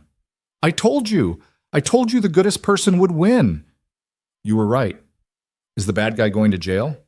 "Probably. Eventually. These things take time." "Good. Bad guys should go to jail." Then quieter. "Are you coming home?" "I'm on my way right now. Be there in time for dinner. Can we have tacos?" "We can have whatever you want." After he hung up, Nolan stood next to the car and watched traffic flow past on the highway.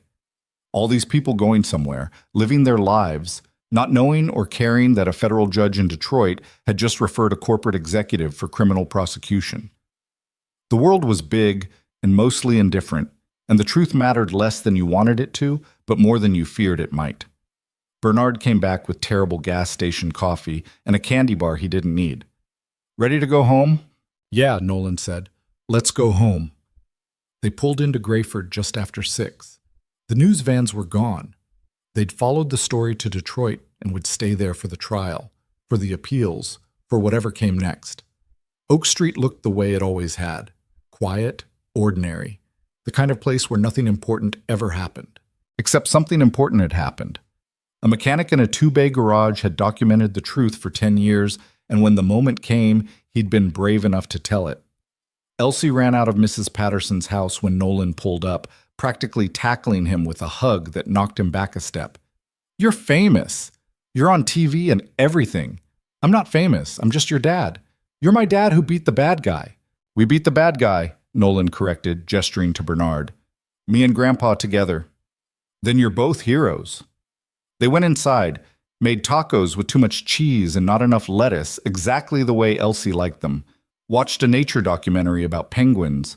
Bernard fell asleep on the couch during the segment about predators, and Elsie curled up next to him, her small hand resting on his arm. Nolan sat in the kitchen and looked at the patent document Marin had given him. His name, printed in official typeface. Recognition of what he'd done before everything went wrong. It wasn't justice. Justice would be those 743 people still alive. But it was something. An acknowledgement. A correction of the record. His phone buzzed. Text from Jessica. DOJ confirmed they're opening a criminal investigation. Conrad's looking at 10 to 15 years if convicted. You did it. Another text from Sarah Winters. Thank you. My sister would be proud. Another from Danny Chen. Glad the report helped. Glad I kept it. And one from Marin. The board approved a compensation fund for the families. Real money, no ND. As required. It's not enough, but it's a start. Nolan turned off his phone and sat in the quiet kitchen, listening to the house settle and Elsie's soft breathing from the living room and Bernard's gentle snoring. He'd spent 10 years waiting for this moment, 10 years documenting, recording, preserving evidence that a defect existed and people had known and nobody had cared enough to stop it. And now the moment was here, and it felt smaller than he'd expected, less triumphant, more like the end of a long shift where you'd fixed what you could and accepted what you couldn't. The next morning, Nolan opened the shop at 8 like he always did. There was a Subaru waiting for an oil change and a Ford that needed new tires, and a Dodge with a mysterious rattle that would probably turn out to be something simple and stupid. Normal work. Honest work. The kind of thing that didn't make the news but kept the world running anyway. Around 10, a young woman came in with a Honda Civic that was making a clicking noise. Nolan listened to the engine, heard the timing, recognized the pattern. VX7 engine? He asked. Yeah, is that bad? Depends. What year? 2016. Nolan felt something familiar settle in his chest. I need to check something. It'll take about an hour. He pulled the cylinder head and examined the alloy composition, looking for the stress fractures he'd seen so many times before. But the metal was clean, properly heat-treated.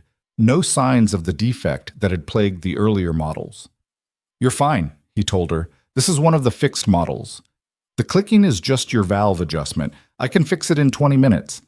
Are you the guy from the news, the one who sued Vale Automotive? I'm a mechanic, but yeah, that was me. My brother died in a VX7 engine failure 3 years ago. She said it matter-of-factly, like she'd said it so many times the emotion had worn smooth. Insurance company ruled it driver error. Our family got nothing. I'm sorry. Is Vale going to pay us now? Now that everyone knows the truth? They're setting up a compensation fund. You should call this number. He wrote down Jessica Chen's office number on a shop rag. Tell her what happened. She'll help you. The woman took the number, looking at it like it might disappear. Thank you for what you did, for making them admit it. After she left, Nolan stood in the bay and thought about all the people he'd never meet who'd been affected by Conrad's decisions. All the families who'd lost someone and been told it was their fault, their bad luck, their failure to maintain the vehicle properly. All the people who'd never know that someone had tried to warn the company and been silenced for it. The truth was out now. It wouldn't bring anyone back, wouldn't undo the damage, but it would at least let people know it wasn't their fault. That had to count for something. Marcus Webb came by around noon, no longer on duty, but apparently in the habit of checking in. You okay? He asked. Yeah, just thinking. About? About how telling the truth doesn't fix anything. It just lets people know what really happened, and sometimes that's enough, and sometimes it's not. Marcus leaned against the workbench. You know what I learned doing security? Most people aren't looking for justice. They're just looking for someone to acknowledge that what happened to them mattered, that it wasn't random, wasn't their fault, wasn't meaningless. You think that's enough? I think it's what we've got. That afternoon, Nolan picked up Elsie from school. She climbed into the car and immediately started talking about her day, about the spelling test she'd aced and the boy who'd thrown up in the cafeteria and the art project that was due Friday. Mrs. Patterson says you're a hero, Elsie said. Mrs. Patterson says a lot of things. Are you, though? A hero? Nolan thought about how to answer that. I did what I thought was right. Took me a long time to find the courage to do it, but I did it eventually. I don't know if that makes me a hero. What does it make you? Someone who finally stopped being scared. Elsie considered this. I think that's the same thing. They went home, made spaghetti with sauce from a jar, watched Elsie practice her lines for the school play where she played a talking tree. Normal evening things, ordinary life. At bedtime, Elsie looked up at Nolan from her pillow. Dad, are you glad you told the truth? Even though it was hard? Yeah, Bug, I am. Even though it took 10 years? Even though it took 10 years. Good, because Mrs. Patterson says it's never too late to do the right thing. Mrs. Patterson's right about that. Elsie rolled over, hugging her elephant. I'm glad you're not a regular mechanic anymore. I'm glad you're a hero mechanic. I'm still just a mechanic, Bug. Nope, you're a hero mechanic. I decided. Nolan smiled and turned off the light. Later, sitting on the back porch with coffee that had gone cold, Nolan looked out at the yard and thought about everything that had happened. About Conrad Sloan facing criminal charges. About Vale Automotive trying to rebuild itself under Marin's leadership. About the compensation fund and the patent correction and all the ways the system had finally, barely, creakingly acknowledged that something wrong had happened. It wasn't perfect. It wasn't complete. People were still dead. Families were still broken. Years had been lost that couldn't be recovered. But the truth was out there now, in court records and news reports and federal investigations. And maybe that mattered. Maybe truth had its own kind of power, even when it came too late to prevent the damage it documented. Nolan's phone buzzed one last time. Text from Bernard. Your mother used to say that doing the right thing doesn't always feel good. Sometimes it just feels necessary. I think she'd be proud we finally figured that out. Nolan typed back, "Thanks, Dad, for everything." Then he turned off his phone and sat in the darkness of his backyard in Grayford, Ohio, where he was still just a mechanic who ran a small shop and raised his daughter alone and sometimes fixed the broken things that other people had given up on. The difference was, now people knew his name, knew the story, knew that sometimes one person with a filing cabinet full of evidence and the courage to finally use it could make the powerful answer for what they'd done. It was a small victory in a world that needed bigger ones, but small victories added up. And maybe that's all anyone could really do. Fix what they could fix, document what they couldn't, and hope that someday someone would care enough to listen. The streetlight on the corner flickered and held, casting its steady glow over a neighborhood that looked exactly the same as it had yesterday, but was somehow different. Because truth had been told here. Justice had started here. And a mechanic in a two-bay garage had proven that ordinary people could stand up to extraordinary corruption and occasionally, just occasionally, win. Nolan finished his cold coffee and went inside to a house full of the quiet sounds of a life well lived. His daughter breathing softly in sleep, the refrigerator humming, the heat clicking on against the November cold. Tomorrow, he'd open the shop and fix cars and be the same person he'd always been, just with a story now that people would remember. Tonight, he just sat in the kitchen where he'd made 1,000 meals and held a patent document that finally had his name on it, and thought about how sometimes doing the right thing doesn't change everything, but it changes enough. And enough, Nolan had learned, was all you could really ask for.